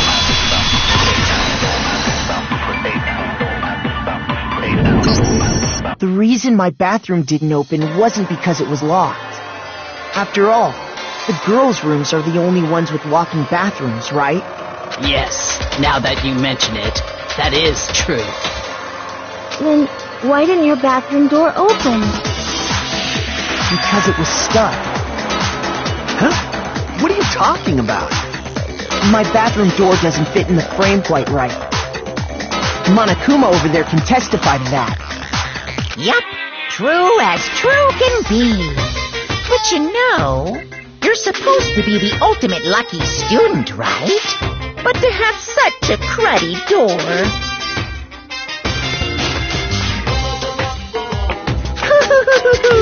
That's not lucky at all! So the reason the door didn't open was just because it was stuck. But the killer didn't know that and assumed it was locked. So they tore apart the doorknob to get in. Okay, but then why would the killer even think the door was locked in the first place? Everyone should have known you can't lock any of the boys' bathrooms. The killer could easily make that mistake, thanks to one important detail about the scene of the crime.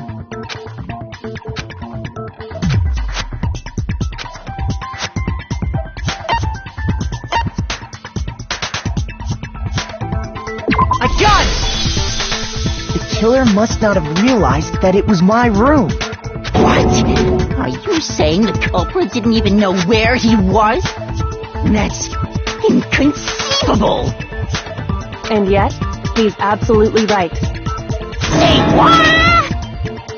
Well, to be more specific, what the killer didn't know was that Makoto and Sayaka had switched rooms, which is what led to the misunderstanding about the bathroom.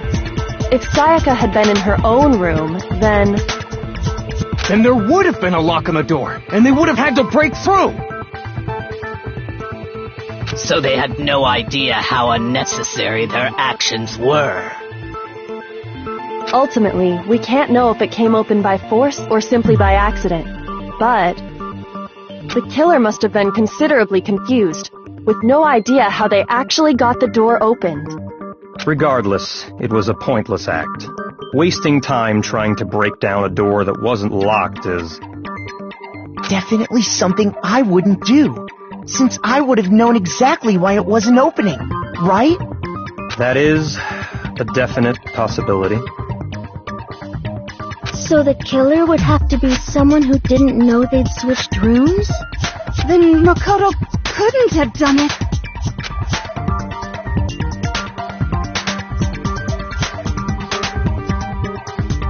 Okay, then who did do it?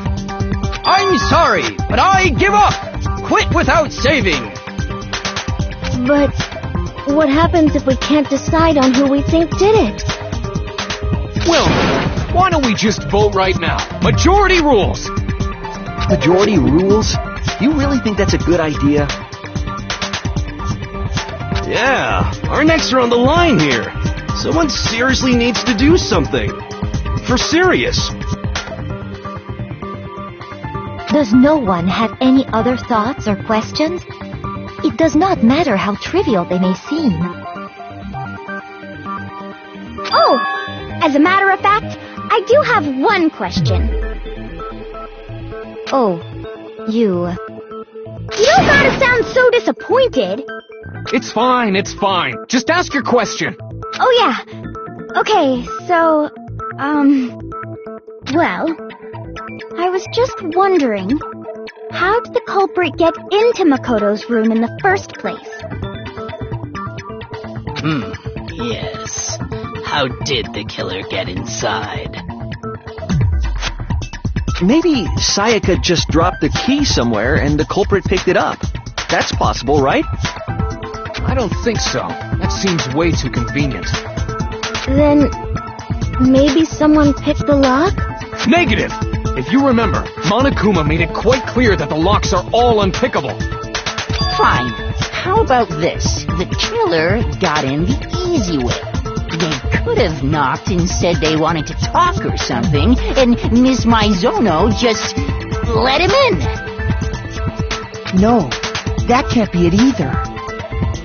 Oh-ho! Trying to argue against me? Sounds like someone doesn't know his place. Hello? Why exactly can't that be it?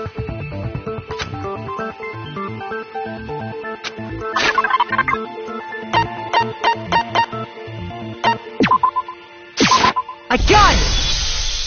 Because Sayaka was already scared, remember? That's why she asked me to switch rooms in the first place.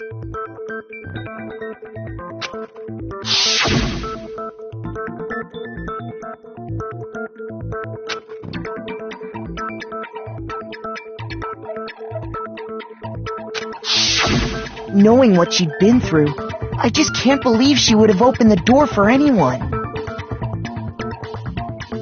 What if her being scared was a lie?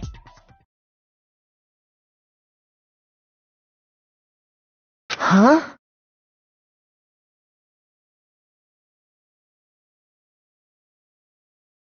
Well, what the hell is that supposed to mean? Why would she lie about something like that?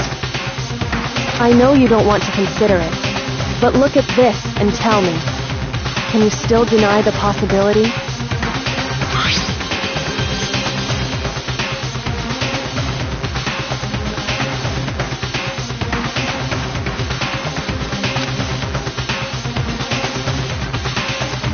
I found a notepad during my search, and I shaded in the top sheet with a pencil.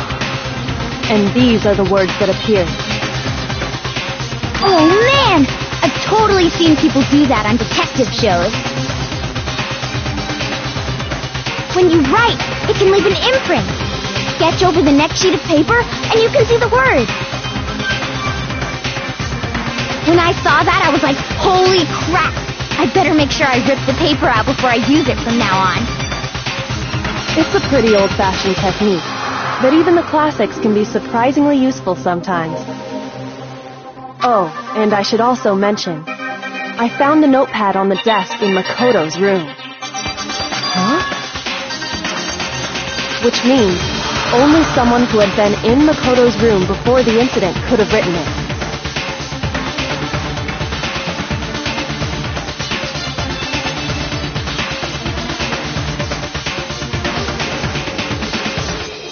Then either it was Makoto who lived there, or Sayaka who switched rooms for a single night.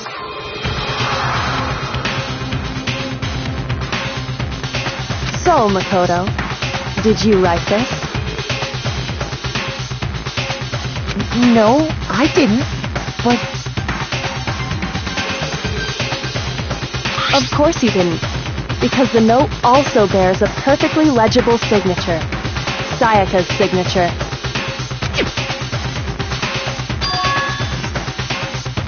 But why? Why would she write that? The note was likely her way of getting in touch with a certain someone. She must have slid it under their door to let them know she wanted to meet with them in secret. If you got an invitation like that from the ultimate pop sensation, what young man could resist? Of course, I'm only into 2D, so it wouldn't have any effect on me. But can we be sure anyone even got this note? And honestly, even if they did, I do not think they are at all involved in what happened. Huh? What makes you say that? Would you like to hear what I have to say? Very well then. Pay attention.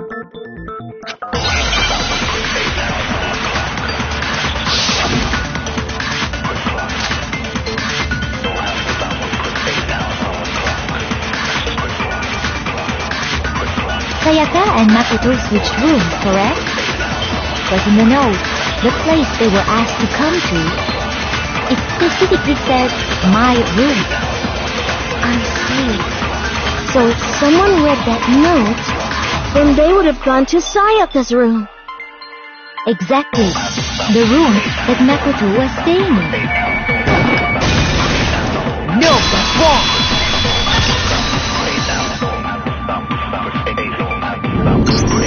The nameplates on Mai and Sayaka's rooms got switched. They got switched? That's right. The nameplates got switched, just like the rooms themselves. As a result, the nameplate on Sayaka's room actually had Makoto's name. And the nameplate on Makoto's room had Sayaka's. So what you're saying is, the room Sayaka was staying in was actually marked as her room. Then, if someone did do what the note said, they would end up at Makoto's room where Sayaka was. Plus, their rooms are right next to each other, so switching the nameplates would be no problem. And the one who switched the names was... Well, of course it wasn't you, right, Makoto? Right? Okay, then who did it? I got it! Me and Sayaka were the only ones who ever knew about us switching rooms. So the only other person besides me who would even know to switch the nameplates was Sayaka. You can also infer as much from her note.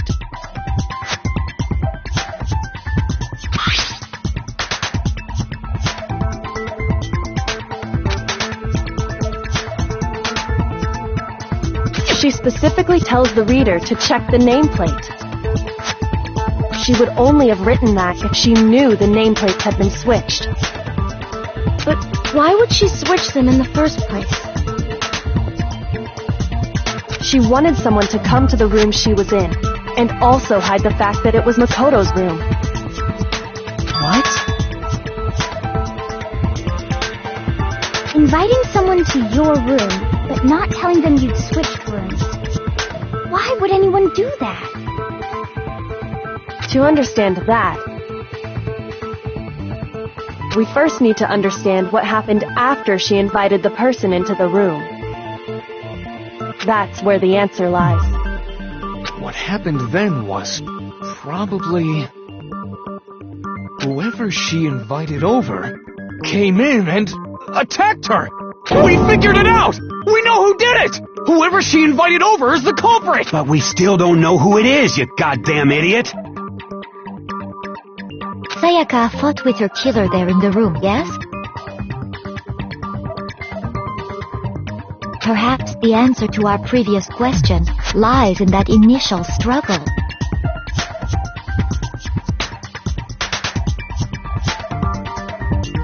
Yes, I think you're right.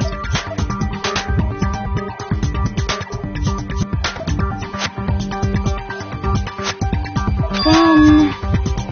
we just have to figure out what happened during the fight, right? That reminds me. There was a replica sword at the murder scene. Was that perhaps used during the fight? Oh yeah, what's the deal with that sword? Sayaka suggested I should hold on to it. I thought it might come in handy if I had to defend myself.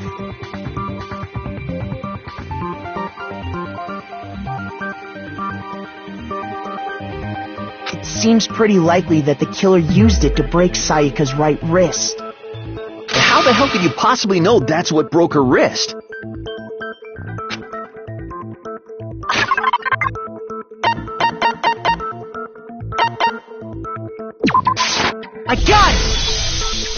All you have to do is take a good look at her broken wrist, and it should become pretty clear. Right there where her wrist is all swollen, there's something glittery there. See? Is that gold? It sure is. Specifically, the gold coating from the replica sword. You barely have to touch that stuff, and it'll stick right to you. And there's some on her wrist because... I got it! Because she got hit with the sword! Right there on her wrist! I see. And so the truth draws ever closer. Alright, then it's about time to solve this mystery.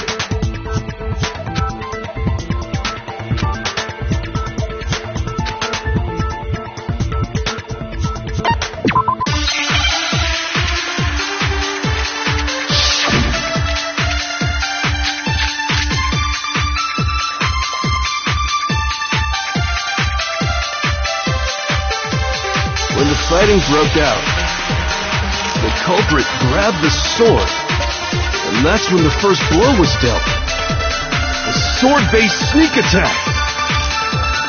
And that's what broke Miss Marzono's wrist. So, she tried to fight back. She grabbed the kitchen knife she had hidden on her leg. But then the culprit took that from her too. And they killed her with it.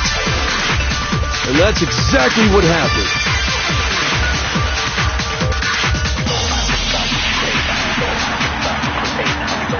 When the fighting broke out, the culprit, and that's when the first blow... Sword-based sneak attack! No, wrong!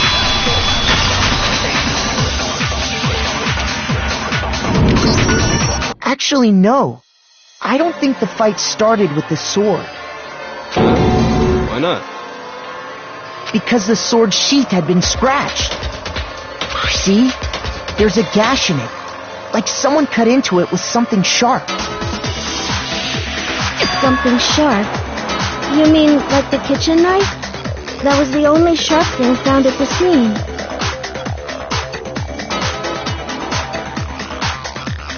Stop jumping ahead. Slow down and explain it so I get what the hell's going on. If the sword was used first, there wouldn't be any explanation for the scratch on the sheath.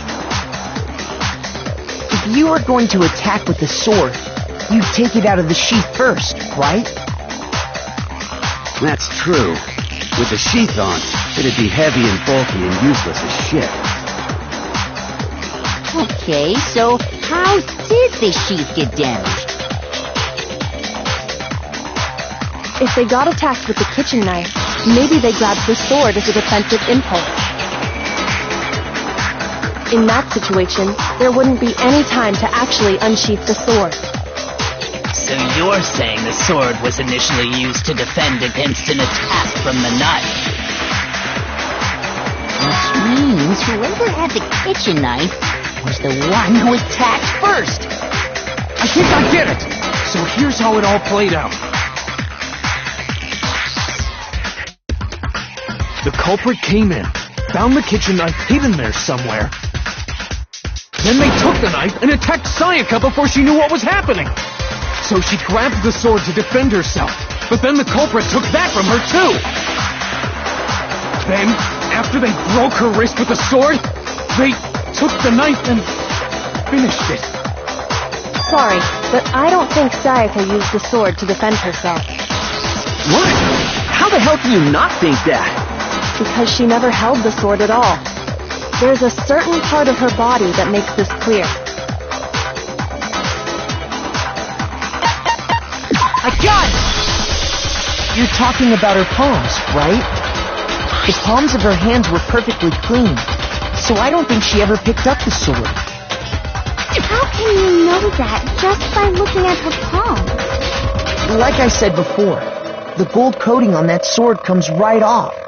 All you have to do is touch it. In fact, if you look, you'll notice that a lot of the gold has already come off the handle.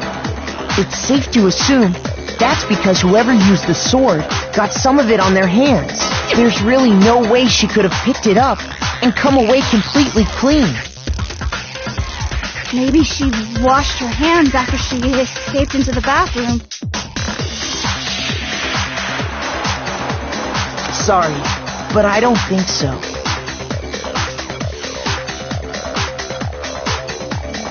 Why do you say that? Is it because you think I'm ugly? No, that's not it at all.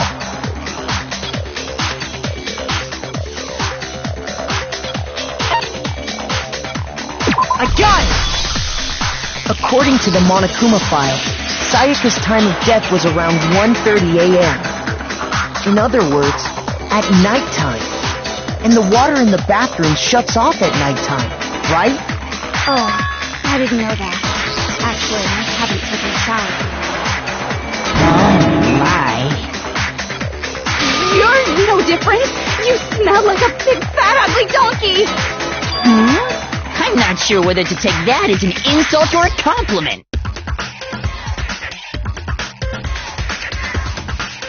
An insult, obviously. So anyway, if Sayaka never touched the sword, then that means the killer is the only one who used the sword. But hold on. If that's right, then the one who damaged the sheet with the kitchen knife was...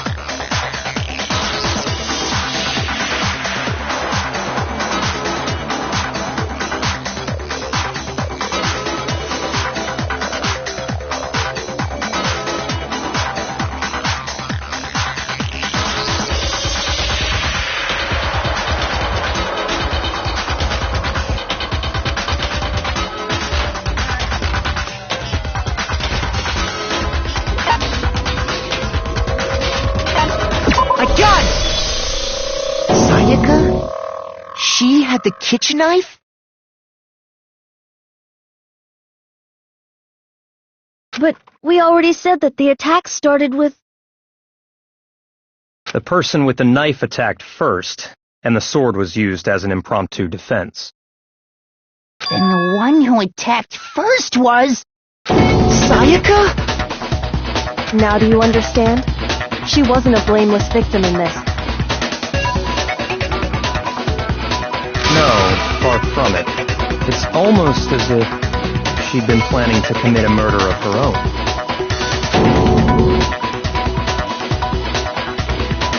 She took the knife from the kitchen, then invited the culprit to the room she was staying in. And if it's true that she had the kitchen knife and attacked without provocation... Indeed.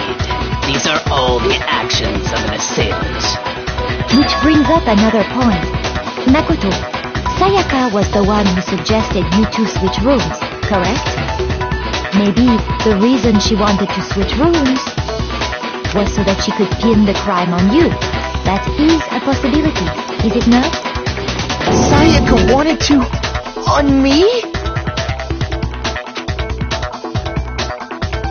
That would also explain why she would switch the nameplates.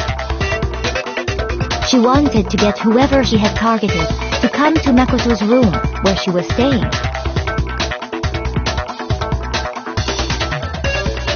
And by committing the murder there, instead of her room, that would implicate Makoto.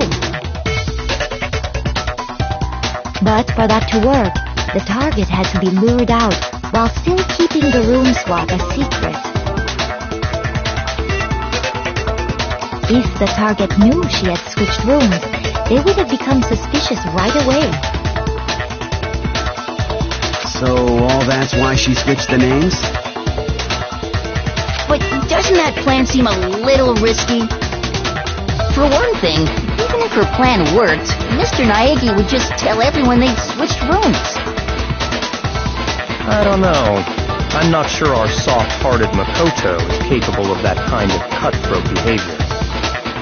I'm sure Sayaka realized the same thing, which is why out of all of us, she asked him to switch rooms. Plus, she was the ultimate pop sensation. A totally forgettable kid. Or a national superstar. Who are you more likely to believe? Wait, then you're saying she had this all planned out? Holy shit! But in the end, her plan backfired. She launched her attack with the knife, then found herself under attack in turn. That must be when her wrist got broken, and she was forced to drop the knife. The tables were suddenly turned on her, and she died at the hands of the one she'd planned to murder. Just hold on! That can't be true! Because... Hey! You guys have totally derailed the argument. You're being super boring right now. Come on, hurry up and decide who did it. Wouldn't it be awful if I had to punish you all just because you ran out of time? Oh yeah, we gotta decide who we think did it. Makoto, right now you just need to concentrate on figuring out the answer to this mystery. If we can't uncover who murdered Sayaka, it's over for all of us.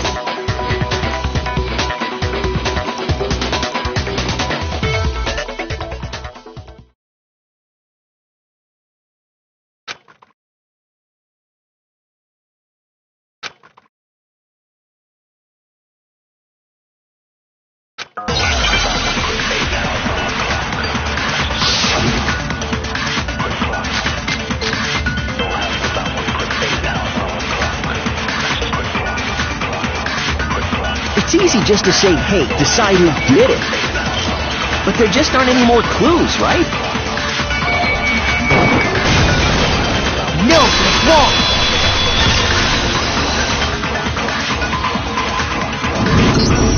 There still might be one clue left. Sayaka's dying message.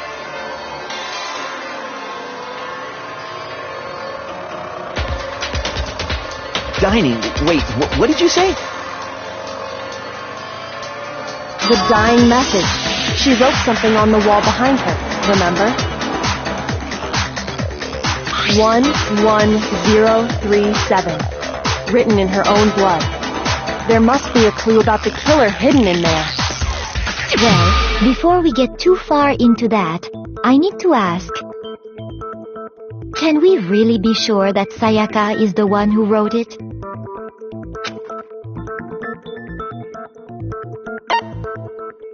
I got it! Her left index finger had blood on it. That could only be because she used that finger to write the message. I see.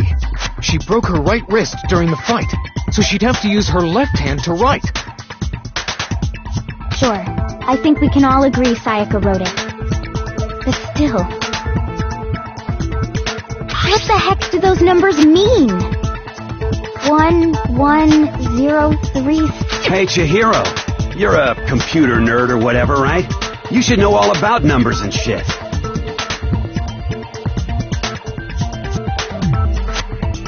No, that's not... Yes, I'm a programmer, but I don't see any kind of meaning in these numbers. Of course. It's because they're not numbers.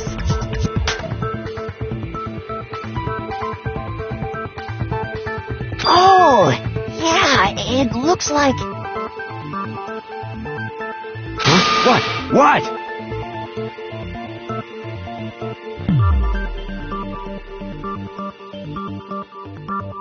No, it's just, look at the numbers, assuming they're not numbers.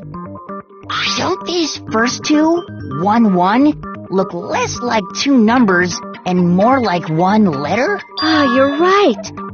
The connecting line is barely there, so I assumed it was 1-1, but looking at it now, you could also read it as an N. Whoa, you might have finally just said something worth a shit. Our little gray cells are really getting excited now. But even if that really is an N037, doesn't make any more sense than before.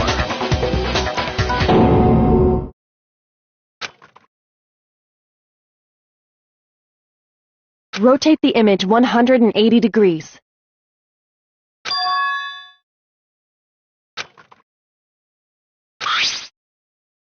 Oh my god. Now I see. She wrote down the killer's name. Huh? You just shot past the clue part and right onto who did it. So, whose name did she write?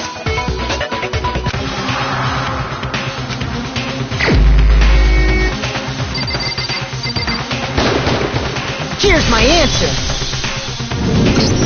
The key to solving this mystery was simply to rotate the writing 180 degrees. If you turn the message around, it becomes the letters L-E-O-N. L-E-O-N, or more accurately, Leon.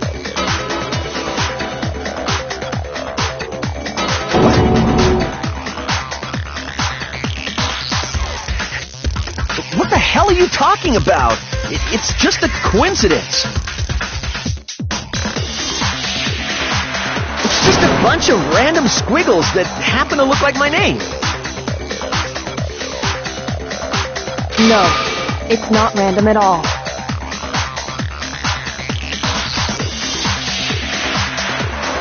She wrote that message on the wall behind her as she was leaning up against it. In that position, she couldn't move to write normally, and had to write upside down, as it were. And as a result, when you look at it standing in front of her, it ends up getting flipped. Try it for yourself if you want. Write something sitting like her, and the letter... That sounds like one hell of a stretch to me. I'm the killer? You can't just go and say shit like that. If you're not the killer, then why did you try to destroy the evidence? Huh?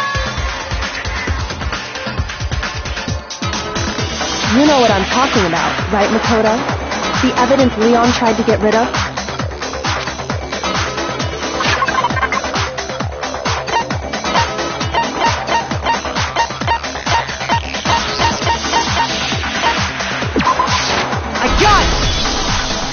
You mean the burnt shirt piece I found laying on the ground by the incinerator, right?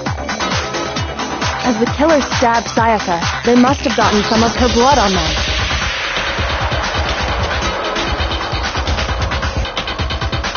And to dispose of the shirt covered in the victim's blood, they threw it into the incinerator. But one piece burned off and got left behind. And the killer didn't notice. If they had, they most certainly would have panicked. Isn't that right, Leon? But is one scrap of fabric enough to conclude that Leon is guilty? Yeah, I mean, Leon's not the only one wearing a white button-up. That's right. There are plenty of other people here with shirts like mine. With just that one little charred piece, there's no way you can say for sure who it belongs to. You're right. That alone isn't enough. But there are some other points that may reveal the truth. Are you finally starting to understand? The answers to all the riddles are right here. Yeah, I think so.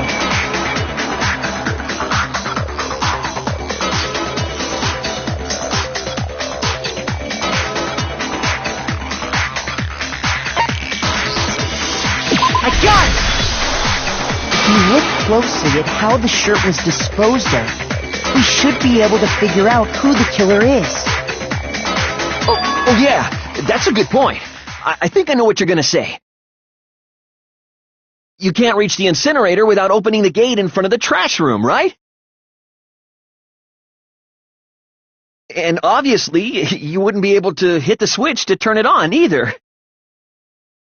You need the key to get in, and the one with the key was the person on cleaning duty. So the killer had to be whoever was in charge of taking care of the trash, right? Interesting.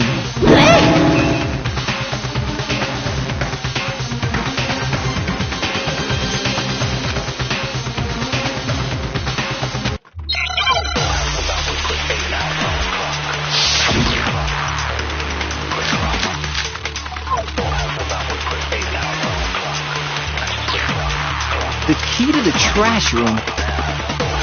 Whoever was on cleaning duty must have had it, right? So the only one who could get to the incinerator was the person in charge of the trash? And you'd have to get close to the incinerator. No, that's wrong.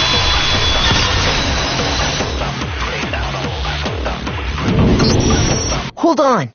I think I know how someone could dispose of the evidence without using the trash room key. But if you can't get past the gate, you couldn't possibly turn on the incinerator. Yes, you could. If you used this. What is it, some kind of glass ball? It's busted to hell. Actually, it was supposed to be a crystal ball, but, But how would you use it?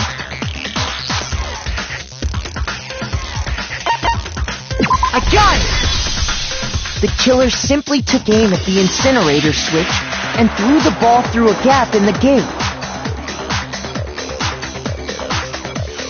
All they had to do was hit that switch, and the incinerator would come to life.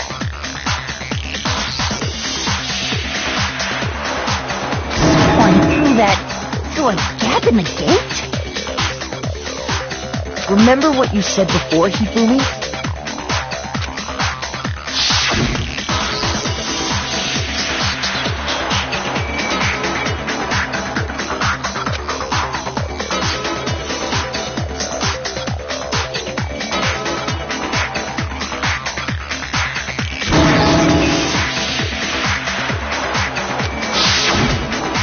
Hifumi had the key, so the only way the incinerator could have been turned on without his knowledge was because the killer was able to hit the switch without opening the gate. Once they got in the incinerator going, all they had to do was ball up the shirt and toss it in. Hey, come on! What the hell is this? All you have to do is look at the scenes to know that the killer never actually went inside the trash room. The shards of broken glass, the incinerator left running, the piece of shirt that escaped the fire.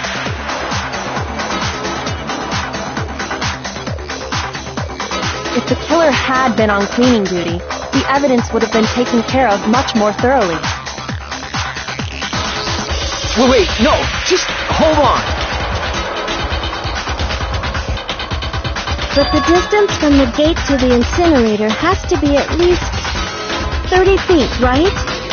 The pinpoint accuracy you'd need to throw a glass ball that far and hit something that small. Could someone really do that?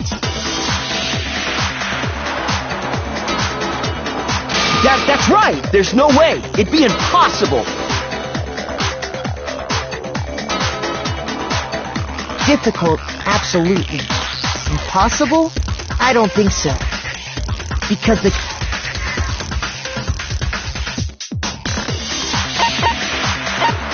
I got it! Because the killer is the ultimate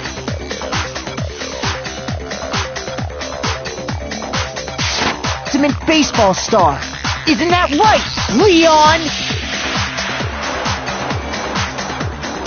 Do you have any idea how stupid you sound right now? A target 30 feet away would surely be little challenge for the ultimate baseball star. You can't be serious. I'm not the killer! These goddamn shipper brains have got it all wrong, I'm telling you! You still won't admit it? Okay then. Makoto, go ahead and review the incident one more time to make his crime perfectly clear. And with that, we can end this.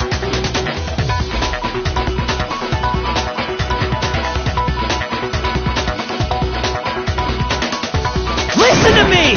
What the hell do you mean, end this?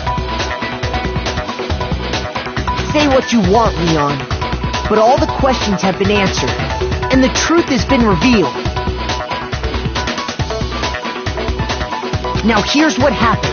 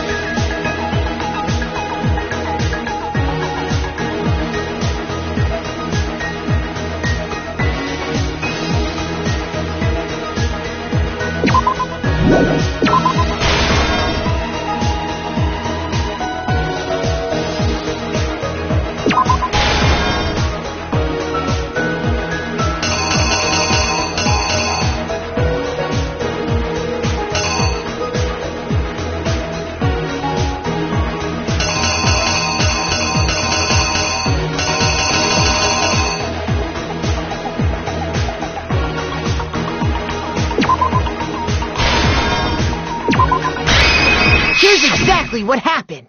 I think I'd better take one more look back at the case from the beginning.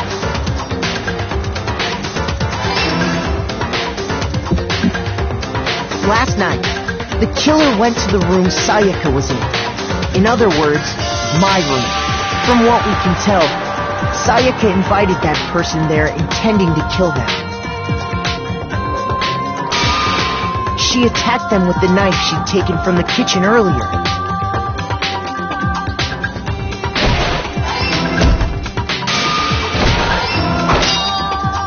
But then something happened that she wasn't prepared for. They grabbed the fake sword I put in my room and fought back. During the struggle, a strike from the sword broke Sayaka's right wrist. And that's when she lost her grip on the kitchen knife. Finding herself cornered, Sayaka panicked and ran into the bathroom. The killer went after her, but couldn't get the bathroom door open. What they didn't know was that my bathroom door got stuck easily, and there was a trick to opening it. Sayaka knew about that because I told her, but of course the killer had no way of knowing.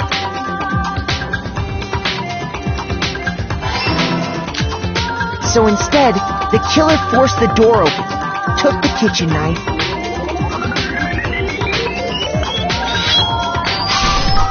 and stabbed Sayaka.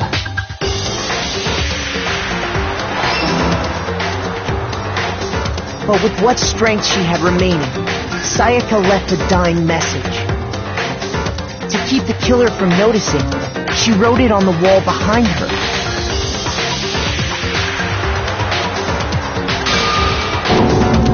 And with that, all her strength was gone. With Sayaka dead, the killer quickly began destroying the evidence. First, they took off their shirt, which was covered in their victim's blood.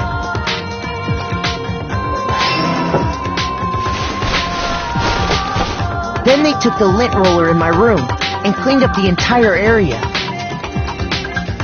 They wanted to make sure they got rid of any trace they'd ever been there.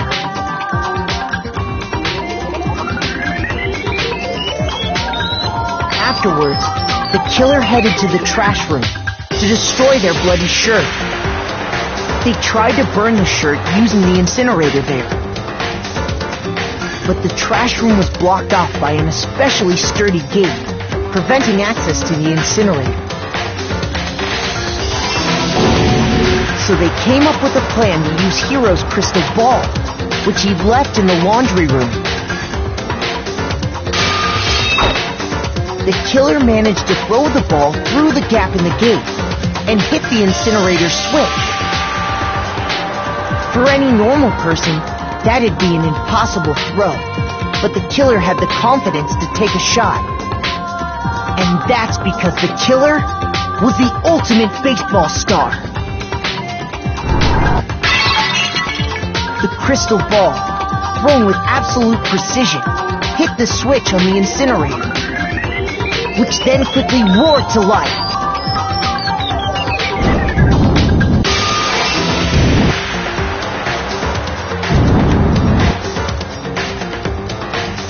Having destroyed the final piece of evidence, they left the area with, I imagine, a sigh of relief. But there was one thing they missed. Part of the shirt they'd thrown into the fire burnt away and fell out of the incinerator. The killer didn't notice this, and so left behind a piece of indisputable evidence.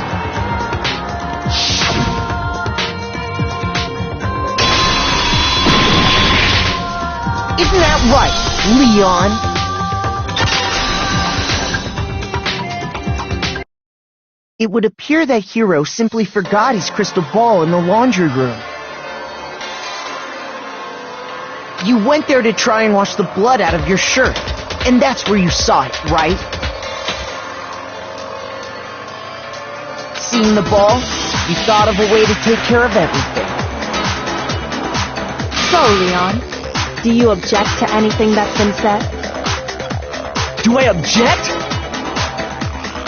Hell yes, I object! Of course I do! I object! I object! I object!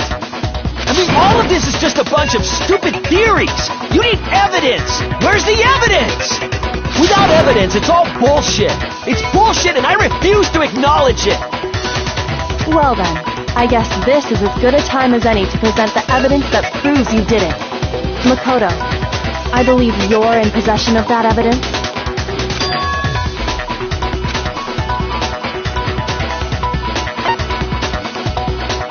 When the killer broke the bathroom doorknob, they didn't use anything from your room to do it.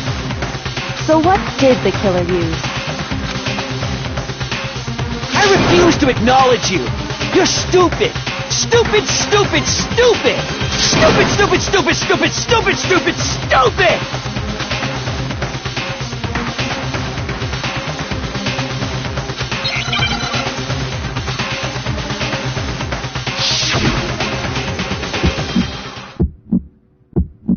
Where's your proof? You kidding me? Not a chance! It wasn't me! Stupid! You lied! Shut up! Where's your proof? You kidding me? Not a chance! You lied! Where's your proof? You kidding me? Not a chance! It wasn't me! Stupid! You lied! Shut up! Where's your proof? You kidding me? Not a chance! You lied! Shut up! Stupid! Where's your proof? You kidding me? Not a chance! It wasn't me! Stupid! You lied! Shut up! Where's your proof? You kidding me? Not a chance! You lied!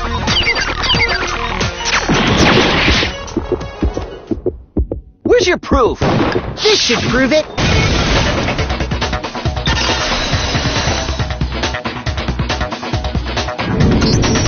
The screws on the bathroom doorknob were removed. I wonder what kind of tool the killer used to remove them. I mean, it had to be a screwdriver, right? Oh yeah. I'm pretty sure the toolkits we got each had one inside.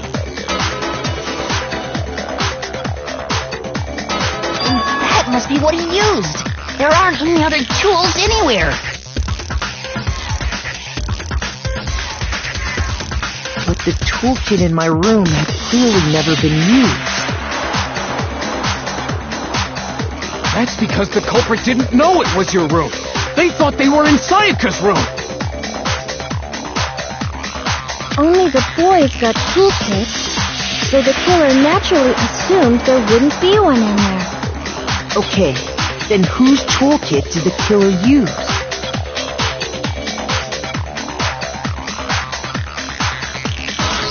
Stupid, stupid, stupid! It had to be their very own toolkit.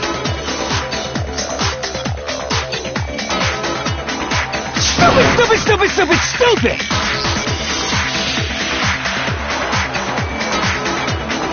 Leon, would you mind showing us your toolkit? If I'm right about this, then the screwdriver will show some evidence of being used. Stupid, stupid, stupid!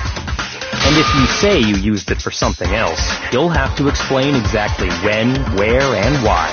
And let me say this right now. I lost it isn't an excuse at this point. Stupid. Stupid.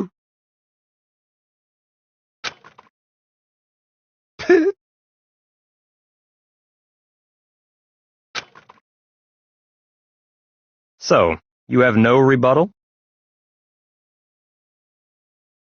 Then it would seem we are finished here.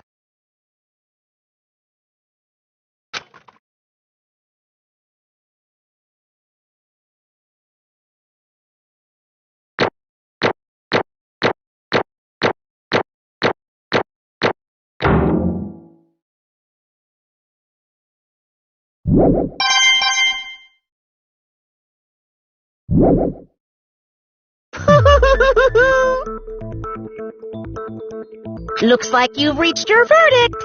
Then are we ready to cast our votes? You all have a lever in front of you. Use it to make your selection. Oh, just to remind you all, make triple sure you vote for someone. You wouldn't want to be punished for something so minor, right? Okay, then let's get excited! Who will be chosen as the blackened? Will you make the right? What's it gonna be? What's it gonna be?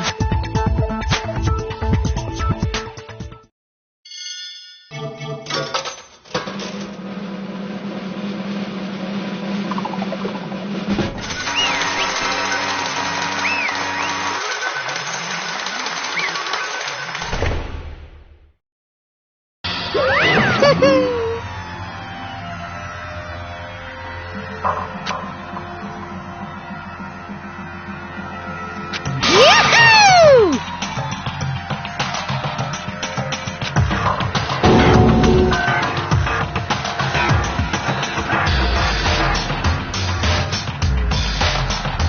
Huh?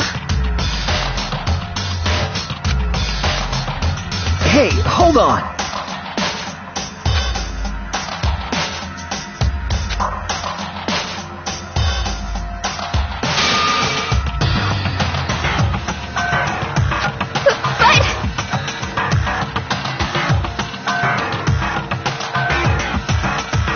You son of a bitch!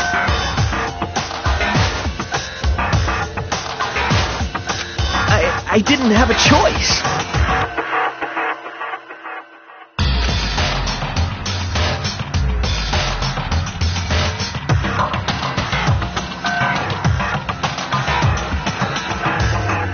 So, that's why...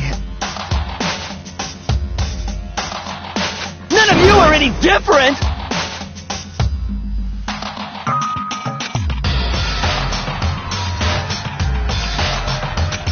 Just unlucky, that's all.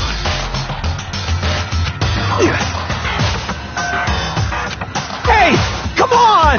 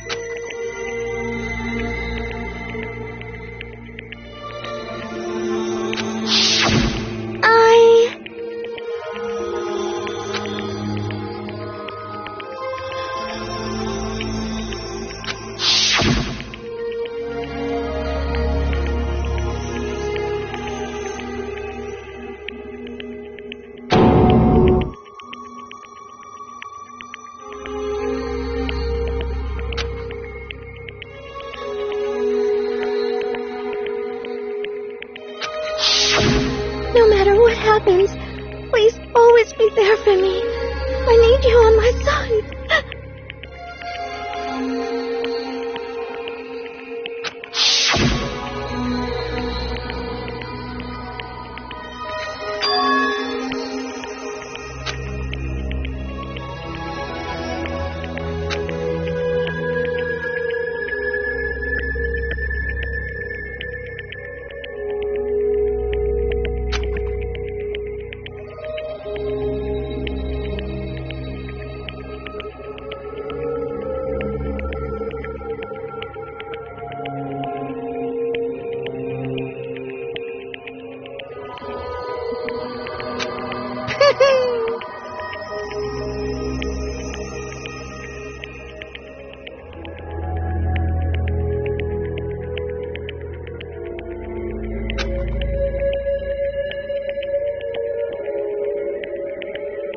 Ba-bum, ba-bum. Phew!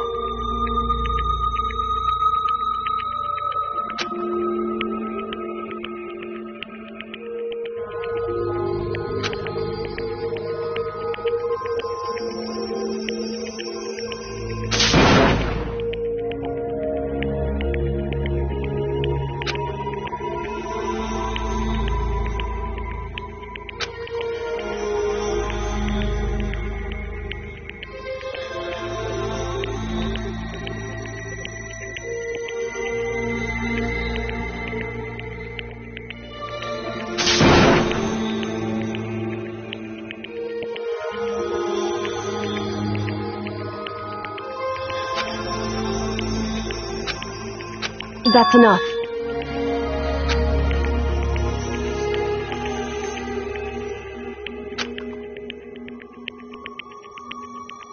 Calm down.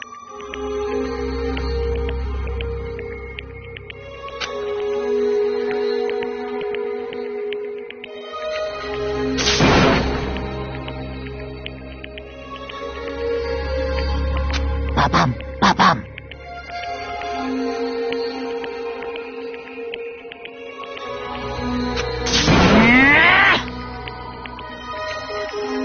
Yes, indeed.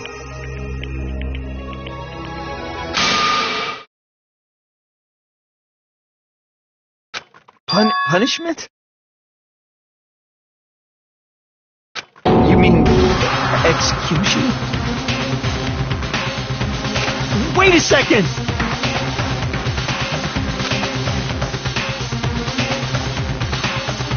Yeah, that's it. Is that okay?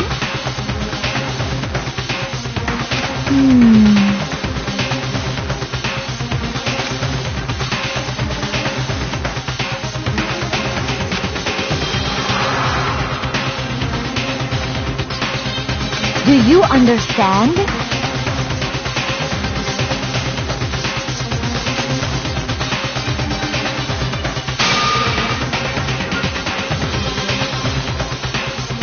So, that's why...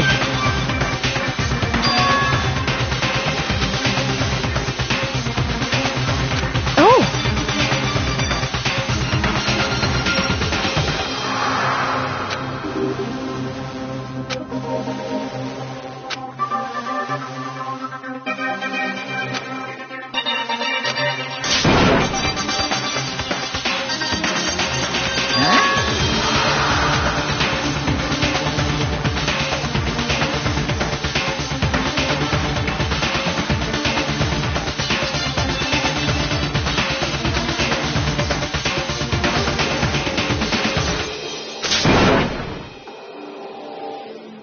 Unbelievable.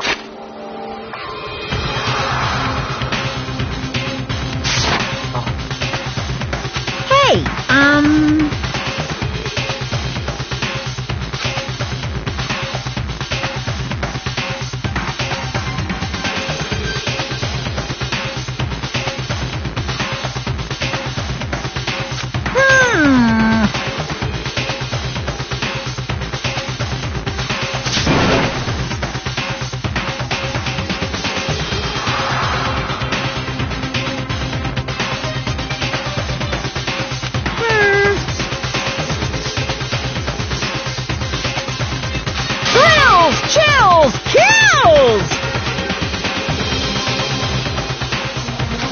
I'm begging you!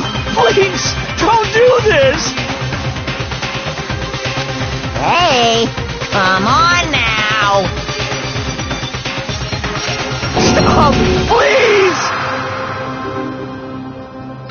Now then, I've prepared a very special punishment.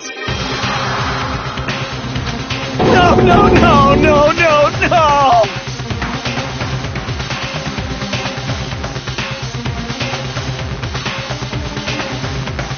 Let's give it everything we've got. It's punishment time! No!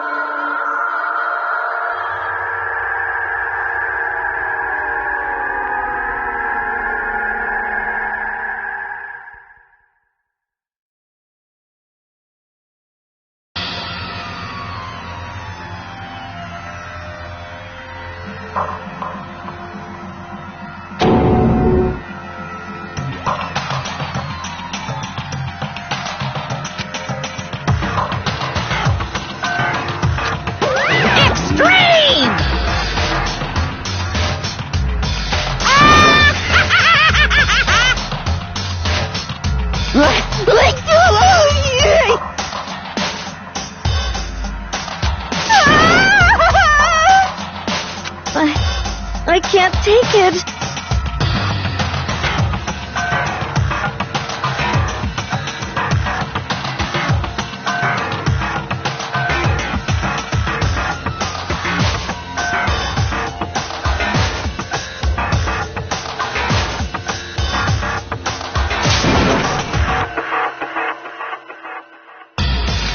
Well?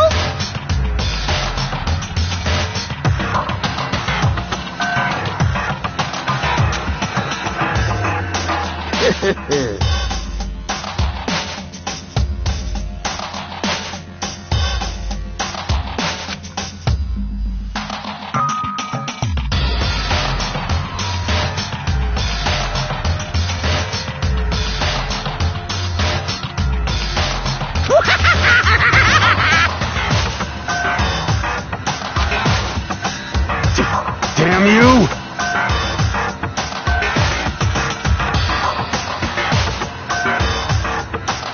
What the heck?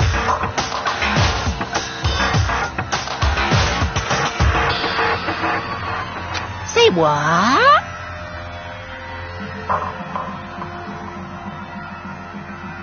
Well... Hey,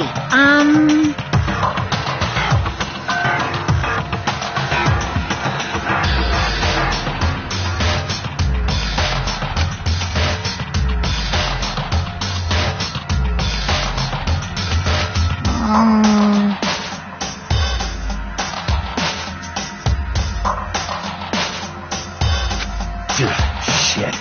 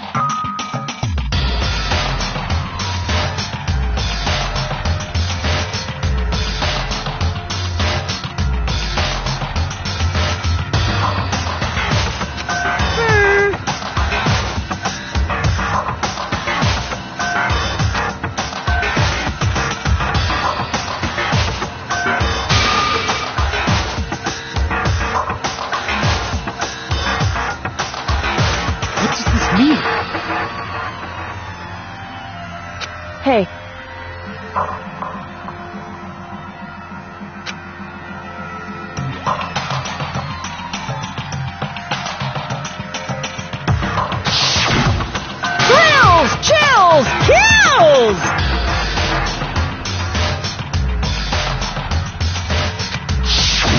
Hey.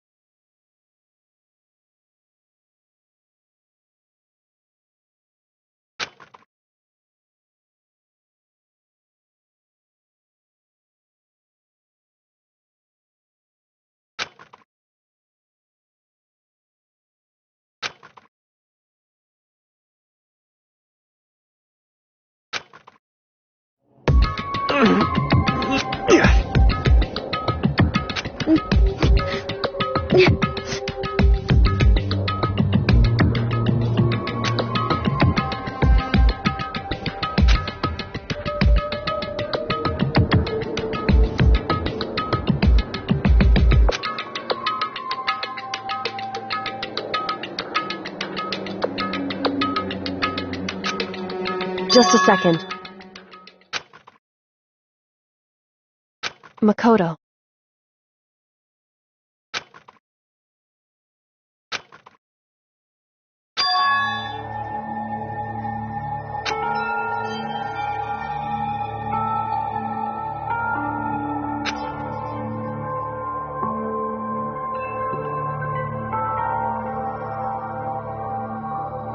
Listen.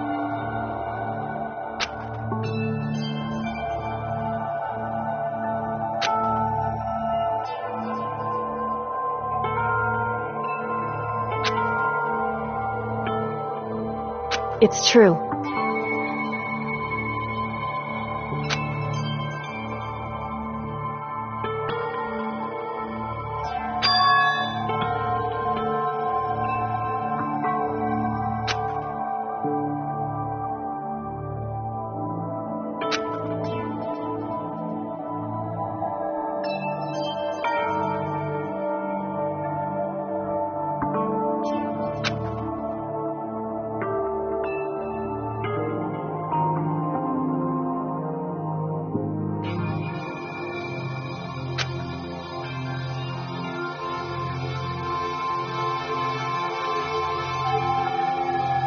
However,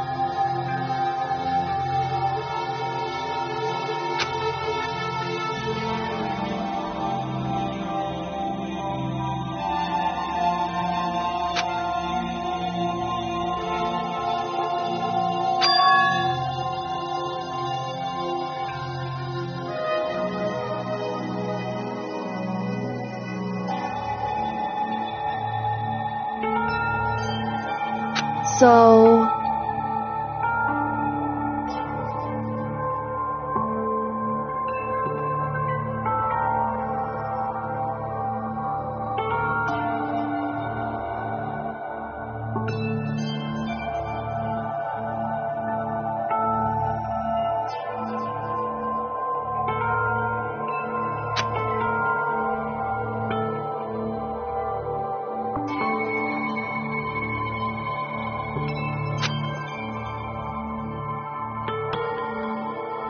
Certainly.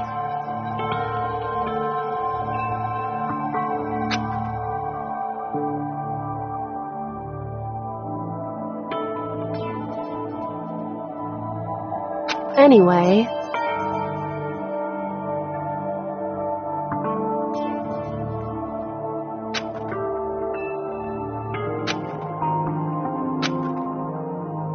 Right.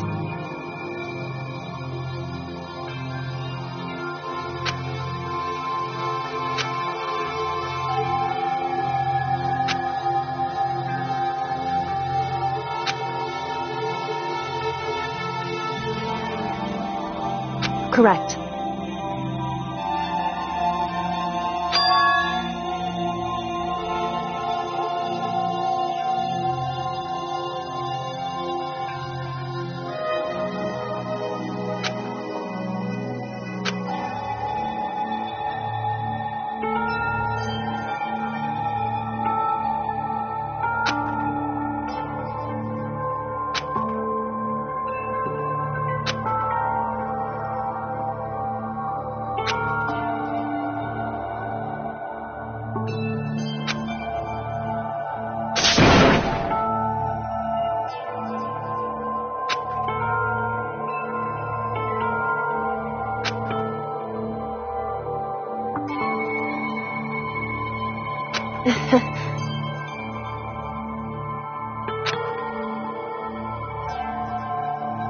Hey.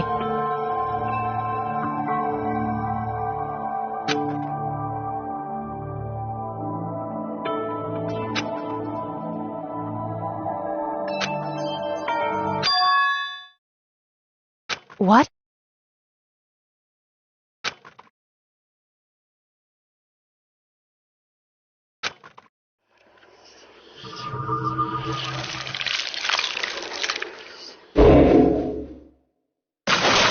You